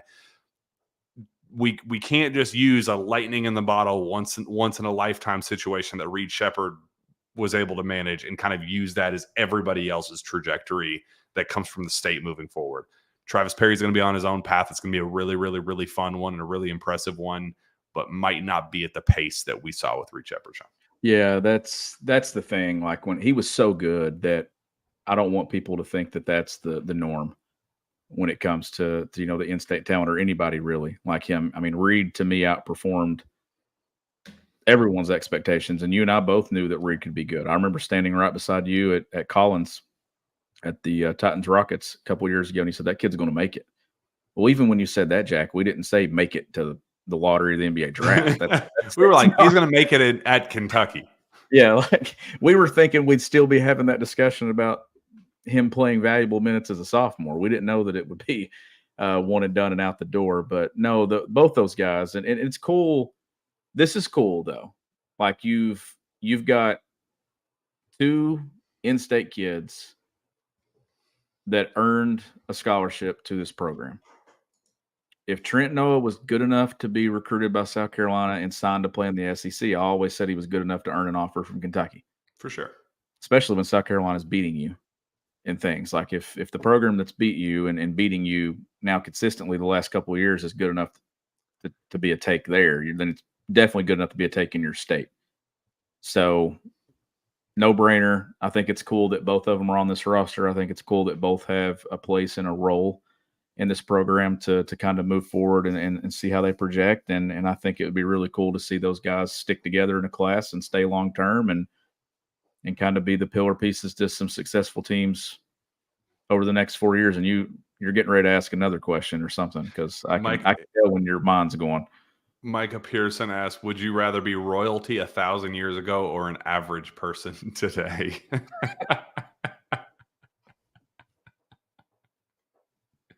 He also asked, would you rather be in jail for 5 years or in a coma for a decade? Man, do I have to answer both those first? Yeah, of course you do. What the hell else are we going to do? Like, we're just passing time at this point. So royalty, how long ago? 1,000 years ago. And average today? Average, totally average human being today. Totally average. Really? I'm totally average right now. And I mean, here we are. Like, I feel like I'd thrive 1,000 years ago, though. Like I feel like you're reading about it in books, which I wouldn't guess that be awesome? That's the only thing I think that if somebody's asked this question, would you rather be Jack Pilgrim and Sean Smith on Sources say 1,000 years ago, or just average today 1,000 years from now? People's not going to know anything about us anyhow. Those two dudes that talked about Pat Kelsey's weight at 12:30 in the morning, doing lifting Pat Kelsey like individual dumbbells at 12:30 in the morning versus being somebody needs to like Photoshop a picture of me with like Pat Kelsey's face on the end of dumbbells and just churn. That's what I want to wake up to tomorrow morning. Somebody do that, please. Good Lord. All right. Michael TB is Jasper Johnson. You didn't answer my coma or jail. Coma for 5 years. Wait, jail for 5 years, coma for 10. I would rather do, man. Gotta be jail. I'm giving up 5 years, but I'm giving up 10 the other way. But in my mind, I'm giving up none. You gotta be jail. Jail, you at least know what's going on. And it builds Yeah, character. It builds character. You know, you learn more about yourself. I'm not trying to go to jail to build some character here anytime soon, but I'm also not trying to just erase 10 years of my life. Just I guess like that's the poof. other thing. So you're going to wake up and be older, and you're going to wonder You're why gonna am be I 10 old? years closer to death coming out of a 10-year coma versus 5 years. You're at least living it. You're living it poorly, but you're still existing in it. You still can have an hour, you know, if you're 23 and 1, you still have an hour of rec time and you still get some TV every one. Like you still have some type of a life versus 5, double that, 5 more years of that where you have no recollection whatsoever. Like, could you imagine waking up in 24, you know, going to sleep in 2014 and waking up in 2024, seeing what we've experienced? Like, no, there's no way. I'm send me to prison, bro.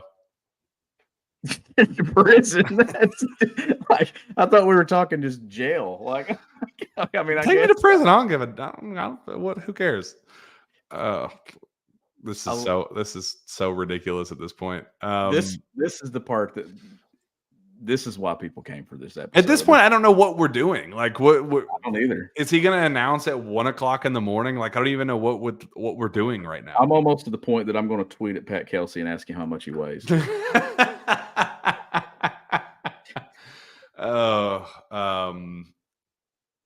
Harrell. So, what's the news on Robinson? Thanks, bro.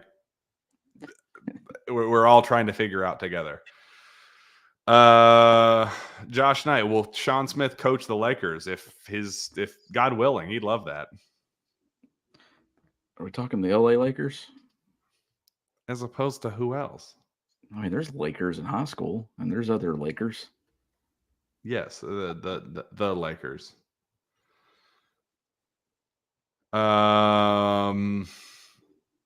Yes, Jackson technically doesn't have to say publicly if he's staying in or not. Like, I get that, but why would he? He's one of the most the highest profile name left available on the board. Like,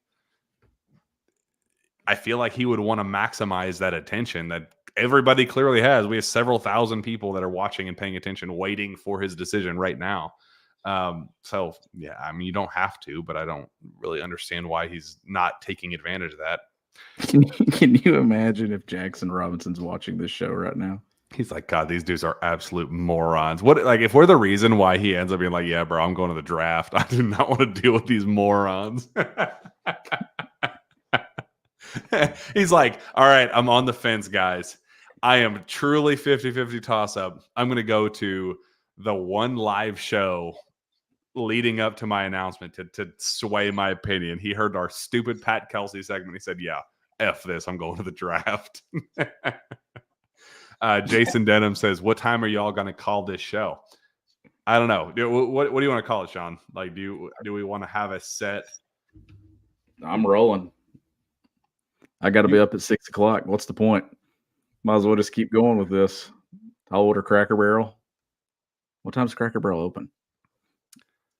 I like probably 6, honestly. There were people saying earlier that we need to do a 24-hour sources say. I don't know if this feed can handle it. I don't know if this stream can handle it either.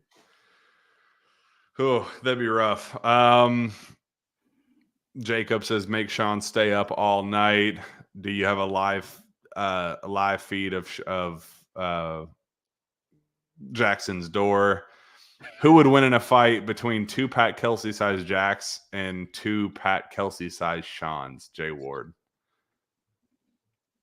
So just who would win between two smaller versions of ourselves? I'm kicking your ass, obviously. I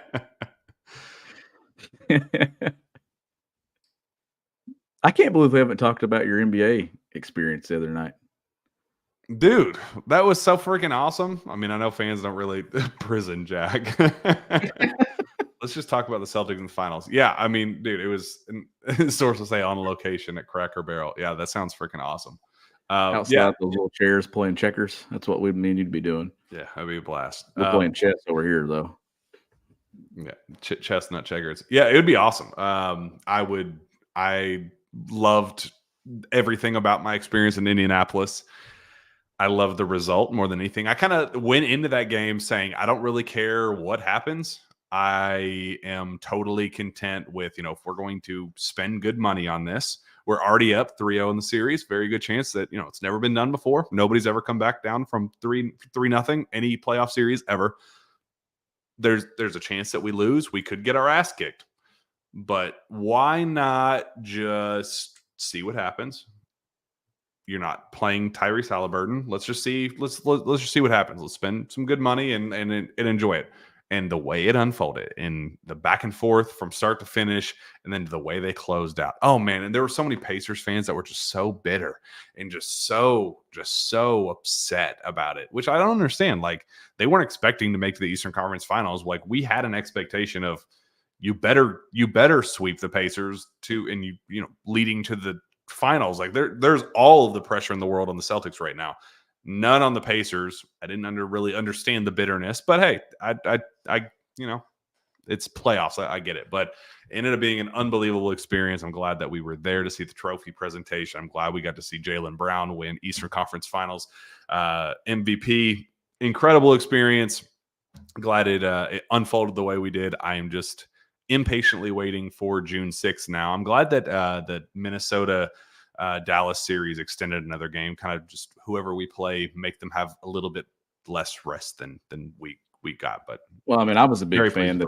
I was a big fan of basketball, so like more basketball for me. I wouldn't care if that series goes another game. Just to, who can stand 9 days off of playoff basketball in the middle of the playoffs? Like, I hate the way the NBA, like, I get you have to do it for like TV and logistical reasons. Like, I understand it makes sense in that realm, but 9 days separation is just pretty ridiculous to set in advance. Like, I personally hate it. So I'm glad it unfolded the way it did, where we at least have more games to watch moving forward.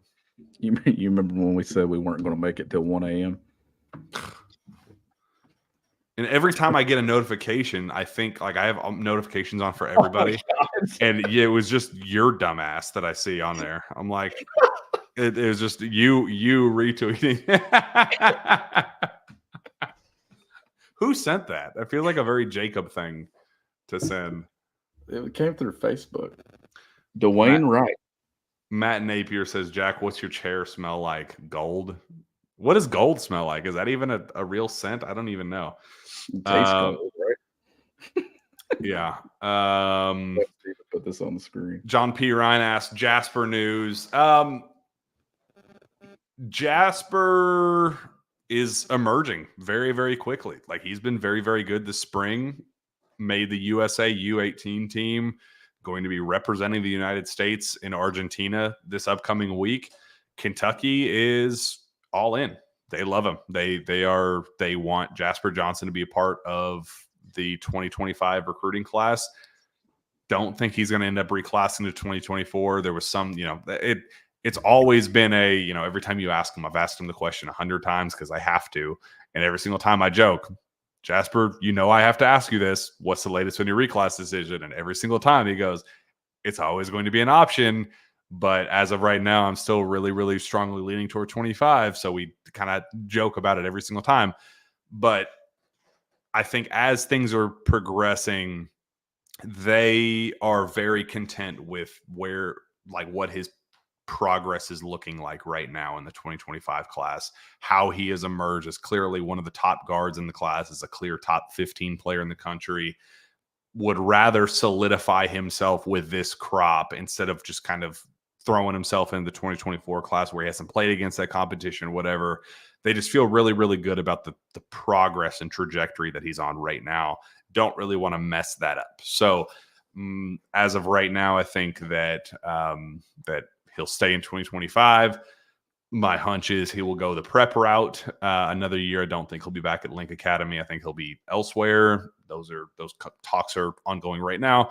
But there are a lot of really, really, really good options for him. Alabama, Auburn, North Carolina, Baylor, Ohio State, go down the list. There are a lot of schools that are, pushing all their chips in on him, but Kentucky will always be Kentucky. Lexington will always be home. His dad will always be a former UK star on the gridiron. So I think Kentucky will end up landing him, and I think Mark Pope's going to be really, really darn excited about that because he's an excellent player, and they've really prioritized him quickly as a member of that 2025 class. Love that we get to see him represent the United States, represent Kentucky on the national stage with Team USA, but also represent the United States on the world stage in Argentina this week. I think it's an absolute awesome thing, and Kentucky fans should be very excited about how things are trending there. For sure. Talented player. Definitely representing Kentucky, playing in that game and things. But, I mean, look, that's Jasper's super talented. I know you've got to see him a lot more than I have. Obviously, I didn't get to coach against him this past season. I'm not definitely not too upset about that. But, no, great player. Interested to see how his recruitment and stuff kind of winds down and where he falls, but definitely a very talented piece and representing the state of Kentucky playing in that. Cameron Maxwell, Jack, and Caitlin Clark play 1v1 to 10. Who wins and what's the score? She is wiping me. Like, we even hesitating there, she would clown me. I'm just not even a can of worms. I'm willing to open up there, but yeah, I don't even think it's close. Caitlin Clark would absolutely clown me. Tennessee fans have randomly re-emerged in our chat, which I absolutely hate. Fans said, Chris Murphy said Sean goes to prison for buying Jack's black market sugar-free Pop Rocks. Seems like a really crappy way to go to prison. I personally wouldn't love that. So if I'm going to prison, like, at least make it something worthwhile, like something cool. Somebody asked what I would do to go to prison. I don't know. I would hope it would be something like awesome, like worthwhile, to where it's like a bank robbery or something like super like new, something cool, not just like, oh, embezzlement. Like, what a boring way to go to prison. Like, at least if I'm gonna go, at least make it worth my time. What are you laughing at? It's 1 o'clock in the morning, bro. Like, I just want this just to become an episode that's just meme based, like that we can just throw out memes. Like, the next one we need is just you behind bars, like, just with no context whatsoever. Yeah, like Jacob says, tax fraud. Like, what a lame way to go to prison for tax fraud. Like, no way. If I'm going, it's gonna be worthwhile. If you ever see me in prison, it's going to be because I've earned it. Let's just put it that way. It's not going to be some lame, just made up thing. I'm not going to get Scotty Scheffler. Let's just put it that way. I love how there's a mix of people that are asking like real questions. Yeah. Like, versus Matt G saying Jack would go to prison for hitting a dog and fleeing the scene. Are we kidding me? No. Sources say on location at the local jail. No, prison, not jail, prison. Yeah, we got the who up from Duran Lamb. Was that like 2014? Man, little did we know. 10 years later. Gosh. It's like the whole coma question, Evan says, is cereal a soup?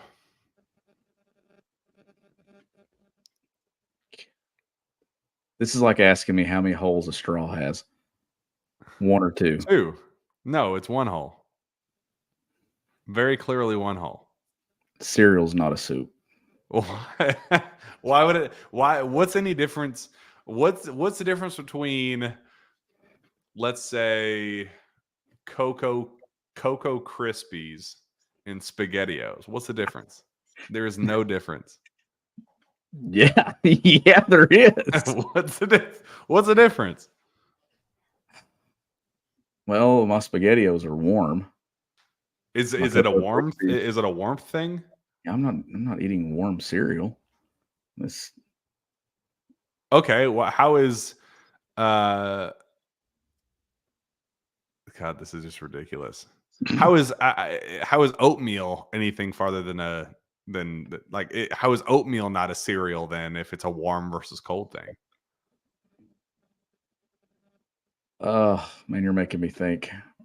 You're making me like second guess my Ernest food choice. Kirk Belcher says SpaghettiOs is not a soup. Okay, then what is a soup? Well, yeah, what would you put SpaghettiOs as? That's Oh, a wow. soup. I think What would that be? A hot small meal? Oatmeal soup? Gazpacho is a cold soup, Ernest Kirk Belcher says. What are we what's on the screen here? Oh, just Twitter. I didn't know. Steven's bored. I sent Steven that picture of me with Pat Kelsey heads. Phoenix Stevens said this episode has slowly just evolved into my shower thoughts, and cereal is definitely a soup. So If Phoenix Stevens says is then that's all there is to know. No. All right. Back to real stuff. Wait, Brimstone 17 says SpaghettiOs is spaghetti, but with circles.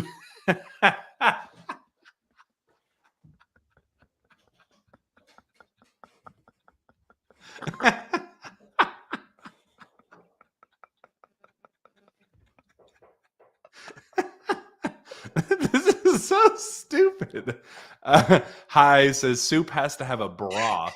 Spaghetti isn't a soup regardless of the viscosity of the sauce. There it is. That's a bodio that built by SpaghettiOs right there.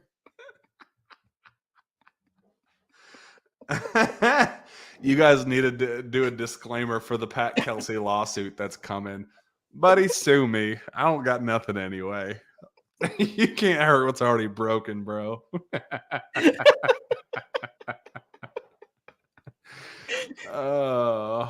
Is Jack Pilgrim a reptilian? I don't know what that means. Do I like snakes and frogs? And that's an amphibian.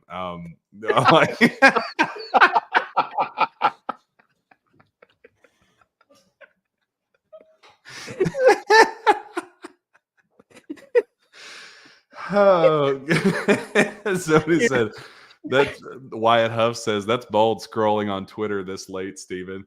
God, I just had a random thought of the people that aren't in the 1.5K that are still with us that are going to wake up tomorrow and see, man, there's what a 2-hour episode of Sources say. Why was that to this point? Why was the episode 3 hours long? Matt G, this is like watching two kids who have stayed up way too late during a sleepover. Bro, you have no idea. This is I woke up early thinking, draft withdrawal date. I'm so excited. The deadline is going to be so fun, not knowing that we would just not have an answer, that Jackson would just be like, I'm going to bed. Just how insensitive. Or inconsiderate, not insensitive. But we have got to a point where "body built by SpaghettiOs" was an actual quote by me.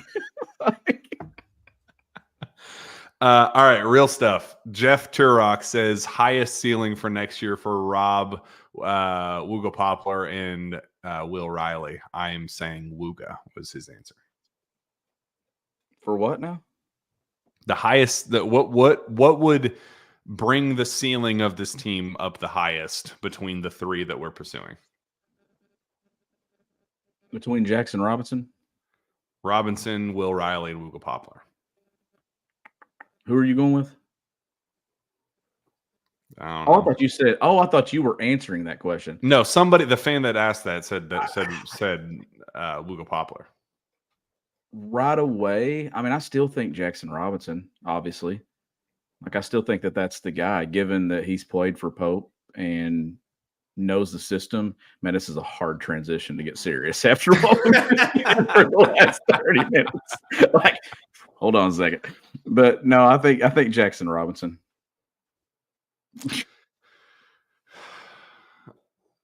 How many of you are actually eating cereal at the moment, or SpaghettiOs? If some of you have SpaghettiOs, I wish I had SpaghettiOs. Tweet notification. Nope, just Wildcat's tongue. And sources say is devolving into up to no good. Is spaghetti soup? Oh, good Lord. Pamela Trader, we lost her. Good night, BBN. No Robinson news. We're trying, Pam. I'm trying. What do you want us to do? We have no choice but to talk about SpaghettiOs. We're doing It's our 1 o'clock best. in the morning. Oh. AJ DeBonsa playing in Utah mean anything? No, not really. They just had the most money to throw at him. Apparently, the money was like a lot. Like pretty like making NIL cool at the high school level. AJ DeBonsa is that type of guy. Sean, what do you think the going rate will be for AJ in college?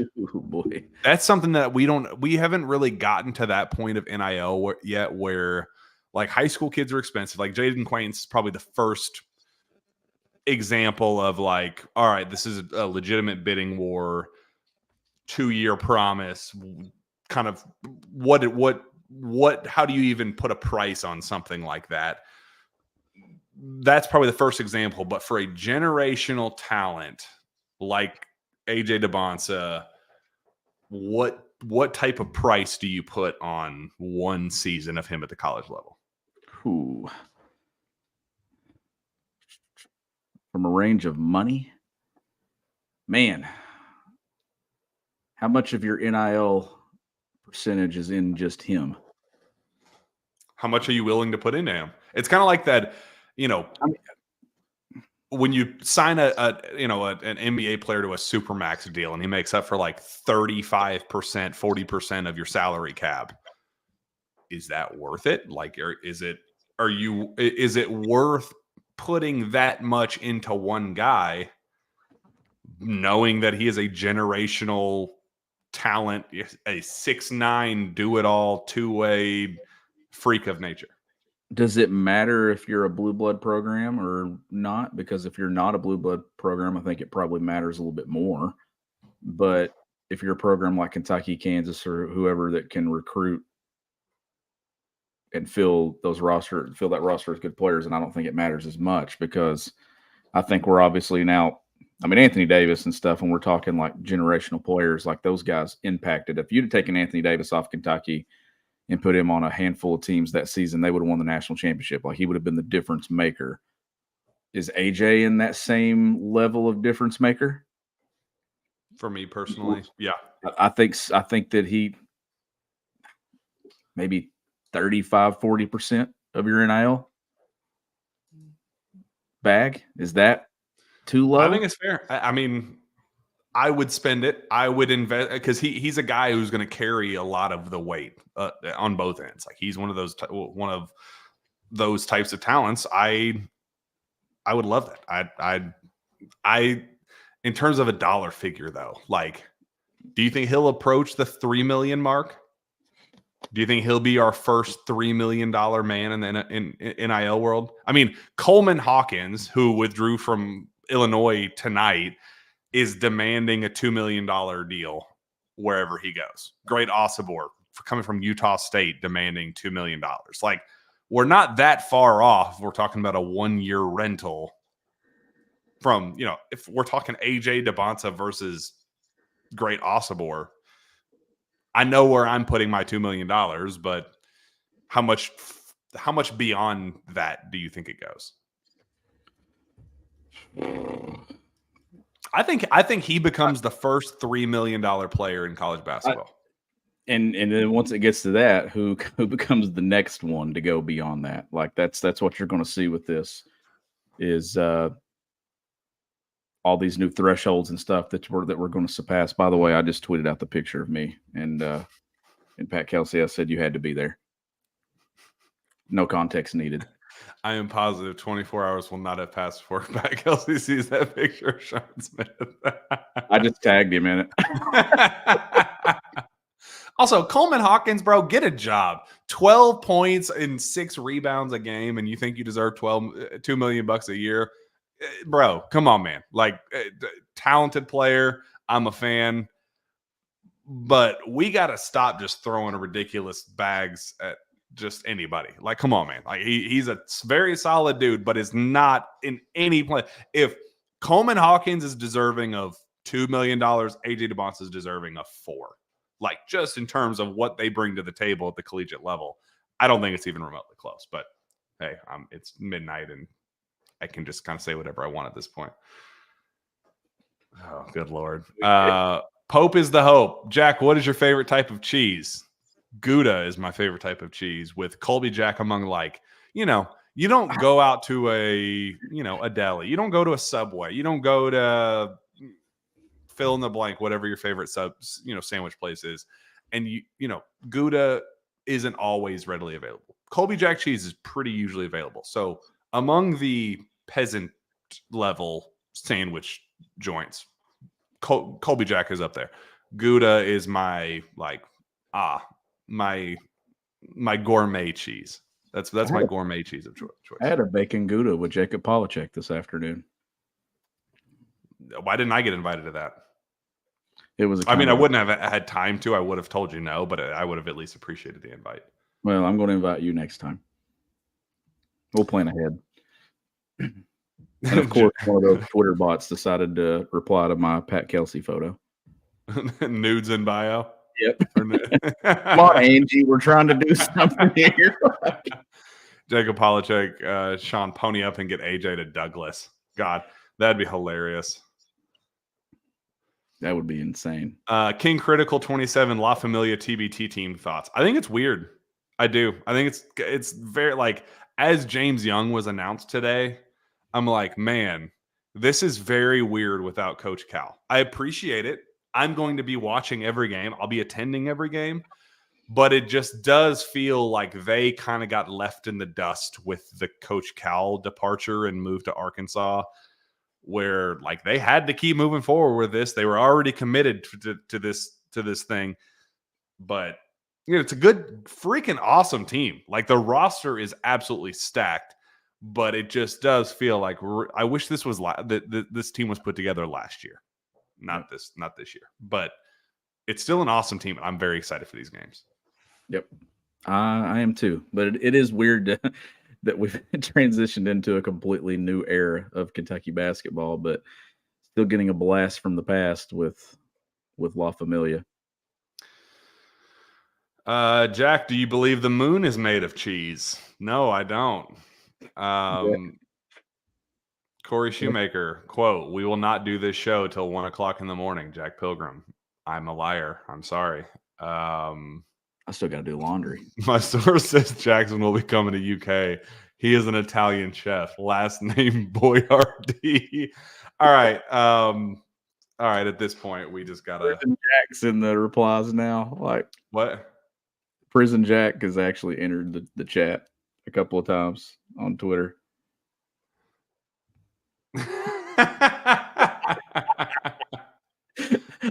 Look at this one. This is so stupid. Your ID number is 9093870. Jack, who's your phone call if you do go to prison? Ugh. Who's your phone call if you go to jail? I'm not making a call. I'm calling Pat Kelsey. I feel like we're on a different level.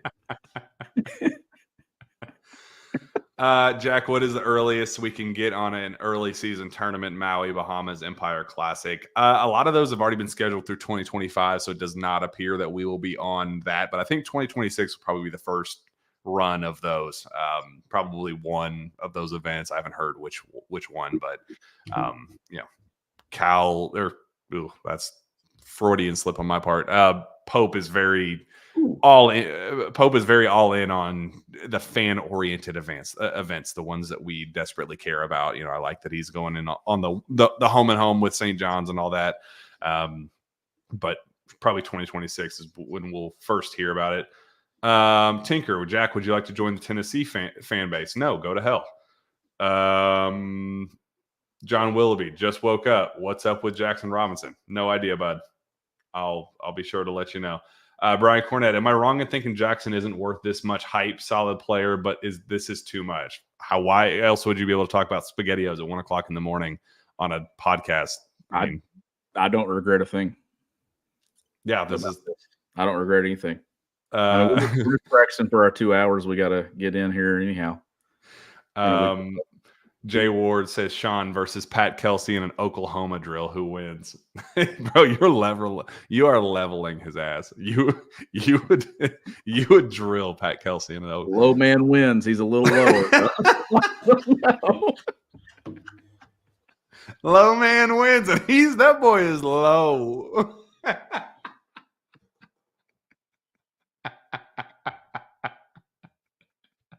He'll just run underneath your legs. Jump on my back.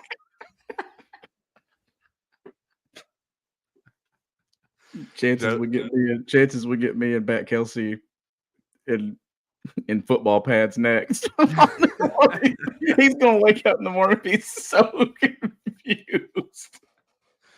Joseph C. Jackson Robinson is driving an Uber in downtown Lexington right now with a fake mustache, asking people where they would like to get brunch. There's still 1.4K people on here at 1 o'clock in the morning listening to you now through the last hour talking about nothing. Well, some could say what has been the favorite hour? Sources say the before or the after here, the first or the second. Coach Ryan says, Jack, which prison gang would you join? Give me a list of favorites and I'll pick one. Give me like three top options and I'll pick one.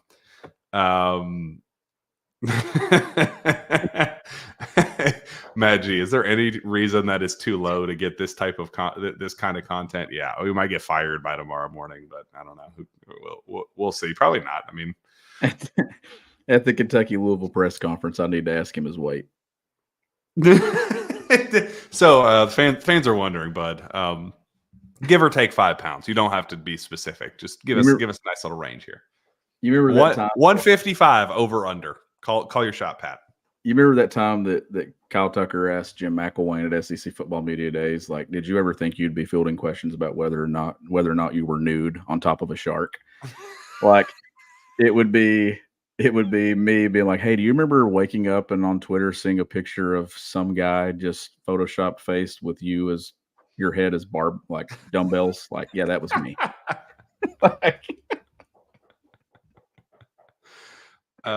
My guy Shay says Jack is the perfect for the Piru Blood Kings. It sounds awesome. Sounds good, bro. Sign me up. But let me like earn it first. Like I'd have to, again, part of this adventure is I would have to earn my stay. It can't be on some tax fraud nonsense. Like I'd have to be, it'd have to be worthwhile. Jack, what are your thoughts on the Cal era guys? Should we be strategically classy toward Cal to maintain those connections? I don't know. What are your thoughts on that, Sean?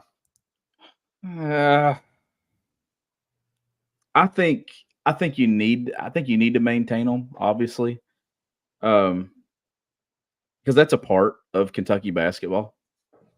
Like those guys they made an impact and things. So, I mean, they're a part of the history. So I think you want to always accept that era. And I think the more that time goes on here, Jack, and we get a few years in between John Calipari's time ending and you get 5, 6, 7 years down the road, I think that he's universally loved when this fan base at some point. I mean, you're kind of seeing it with Rick Pitino.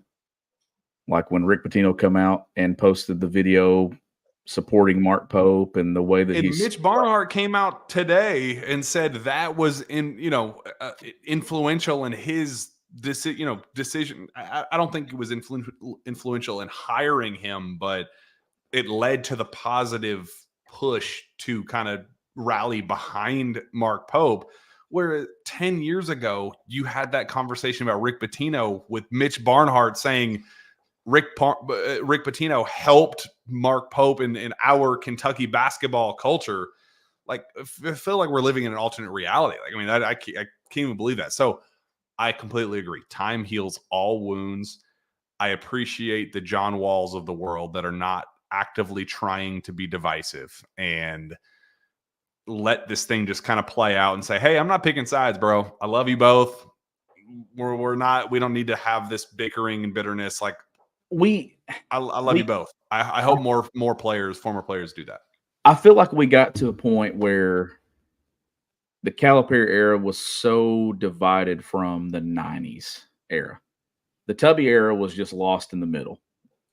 But the Rick era, I thought those teams that had a lot of success, like and rightfully so, I think the success is why it kind of happened, because I remember it was, well, is the 96 team better than the 2012 team? Is the 96 team better than the 38-1 Kentucky team? We started comparing great teams of the past that I think we got caught up in. Maybe some of those 96 guys, I'm not going to be bashful about saying it, didn't support Cal in the way the program was moving. Like, it was obvious and stuff, the way that some of them would post and say things on social media. I don't want that to happen with the Calipari era, the Devin Bookers and all those guys that gave a year to the program. And I'm trying to still be serious, but I know you're cooking up something else. So I think that those guys still need to be loved on and appreciated. And I hope that they in return do the same thing for Kentucky. Holler Talk says, I turned you guys off and went to bed just to lay there with that stupid Sean and Pat pick stuck in my head. So I guess I'm back so I don't have a nightmare. The idea that people are going to go to bed tonight going, what the hell did I just watch? Just makes my night. Like, this was... I'm telling you, I can't wait for... I would like to be on the other side of this and wake up in the morning and rewatch and be like, or just seeing us stuff on Twitter, be like, what happened last night? Do not hold any of my comments against me. Like, if you guys ever want me to be as dumb as I have been tonight, do not hold my comments against me. Like, anything that I've said tonight cannot be used against me in the court. In court, there are people that told me they weren't going to be able to make it tonight, that they were going to watch in the morning. I may text and be like, that last hour, buckle up. We get a Jackson Robinson surprise in the back half. That's what I'm Matt G said Steven's trying to ask real questions, trying to get this thing back on the rails. Steven's like, so do you guys think that Jackson Robinson's a good player? What do you think about Rob Dillingham in his 1 year at Kentucky? Sorry, bro. This train is moving. Somebody earlier said, "Why is the KSR account talking like a real person?" You know, right now, like in the chat.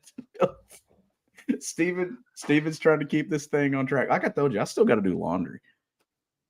That laundry ain't getting done, dude. It's not getting done. No chance. MC Jack is pro prison confirmed. I never thought that would be the end result of this show. I just never thought that'd be the case. I wish we were one of those shows that had like the graphics that are like put together after it. Like we would have a little bit of Jackson Robinson here, you in jail eating SpaghettiOs, me curling Pat Kelsey. This episode's literally all over the place. Like we've covered everything. It's our longest ever by a country mile. Yeah, these topics are like peak summer KSR. Great warm up for your guest host spot. June 14th, baby, 10 o'clock a.m. 6:30 WLAP. I'm very excited. Where are we going to do that? Probably KS Bar, if I had to guess. That's what I was thinking. Last year we were in a hotel room at Peach Jam. We were. That was a fun time. I thoroughly enjoyed that. That was fun. That was literally the birth of Threads. Remember that? The short-lived Threads. I have not opened that app since that night. I haven't either. That's pretty wild. Yeah, Jacob said we're nearing midnight Utah time. That might be all I have in the tank, dude. I think we can stretch her out a little bit longer. I don't know what else to say. We've talked for 2 hours and 8 minutes, dude. Yeah. Here we are. I love the After Dark that's been added up there. I didn't even notice that. Sources say After Dark. Fef says, Jack, go check on your son. It's almost 1:30 in the morning. You're a bad father. Well, fortunately, humans sleep at night at this time. Thankfully, you're not one of them because that's one more added view for us. So thank you for your your public support, but my son is doing just fine. Thanks, buddy. Did Steven ask another question? Oh, what do you think about Rob Dillingham? Love him. Love that guy, man. I'm really rooting for him. Who goes higher in the draft? Reed or Rob? Ooh. I'm going to say Rob. Barely. I don't know, man. There's some buzz that Reed might go like 2. That would be nuts. 1-3. Could you imagine if we have 2 top 3 draft picks? Can you imagine? Both of them came off the bench. Yes, that's what I was about to say. Like, and we thought it was a good idea to bring both those guys off the bench, not just one of them, both of them. Pat Kelsey wouldn't have done that. Pope is the hope, says Jack. What do you think of pigeons? I think they are. I don't think they exist. I don't think they're real have things. A pigeon question one time? Probably. No. Have you ever seen a baby pigeon? No. I haven't either. Yeah, they're all government spies. All of them. Oh crap. Dang it. I told Maria that I was going to do. No. No.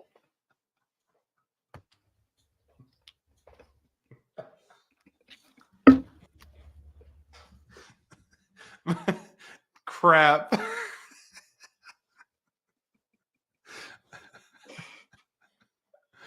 The Sources Say podcast is brought to you by Andy Ludicky and MyPerfectFranchise.net. Andy is a franchise consultant as well as franchise owner and helps people find franchises that fit their skill sets, financial requirements, time to commit, and more. His services are 100% free, and he is here to help. If you have any questions about business ownership, you can learn more and contact Andy anytime at www.myperfectfranchise.net. Oh, dang it. Sorry. I tried, it happens. When you start talking about SpaghettiOs and Pat Kelsey, it just life happens. The fact that you behind bars and me with a chiseled out chest with Pat Kelsey dumbbells has made it to the screen before Andy tells you all you need to know about the last 2 hours and 11 minutes. KY says, can y'all write me a doctor's note for tomorrow? I need myself a doctor's note for tomorrow. Tomorrow's my last day of school and work, and I'm going to need a doctor's note for that end of year faculty meeting at 8:00 in the morning in the auditorium.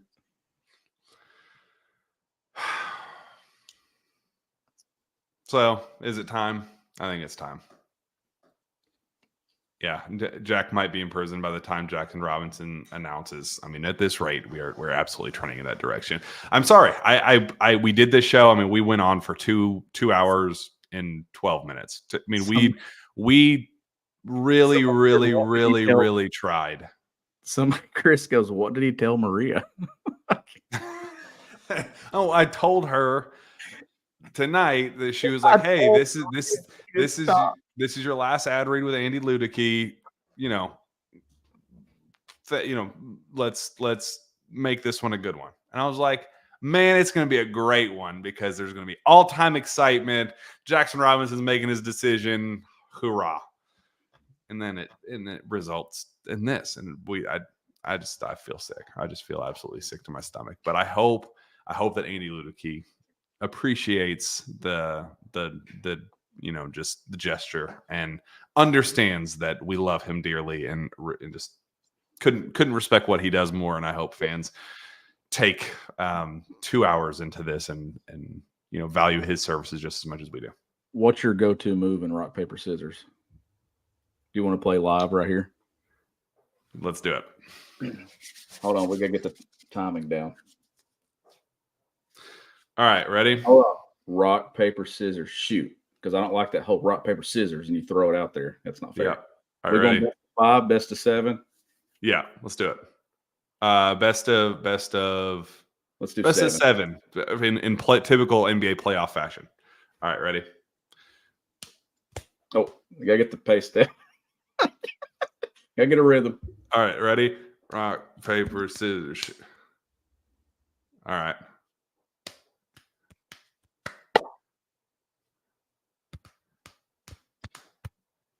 Crap, I about said something. Got you again, sucker. There's like a delay over here.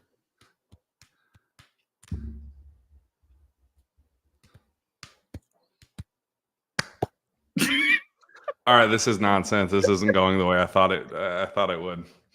Barry Thomas just logging on. What did I miss, buddy? You have no idea. All right, we're not getting an answer here tonight, so I'm sorry in advance. Jack, I had paper beats rock. I was paper one time, and you was like, I got you again. I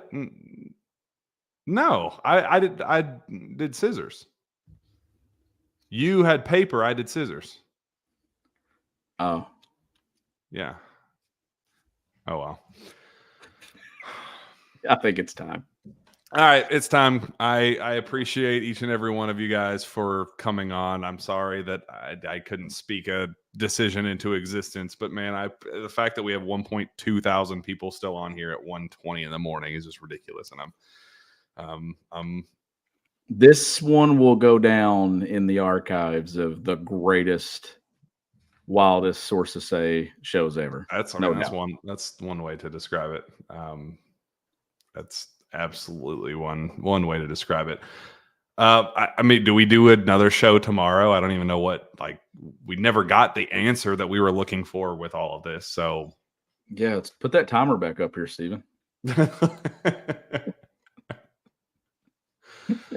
Oh, all right. Well, let's figure something out. Going back to the drawing board, baby, because he's going to announce right after we end the show.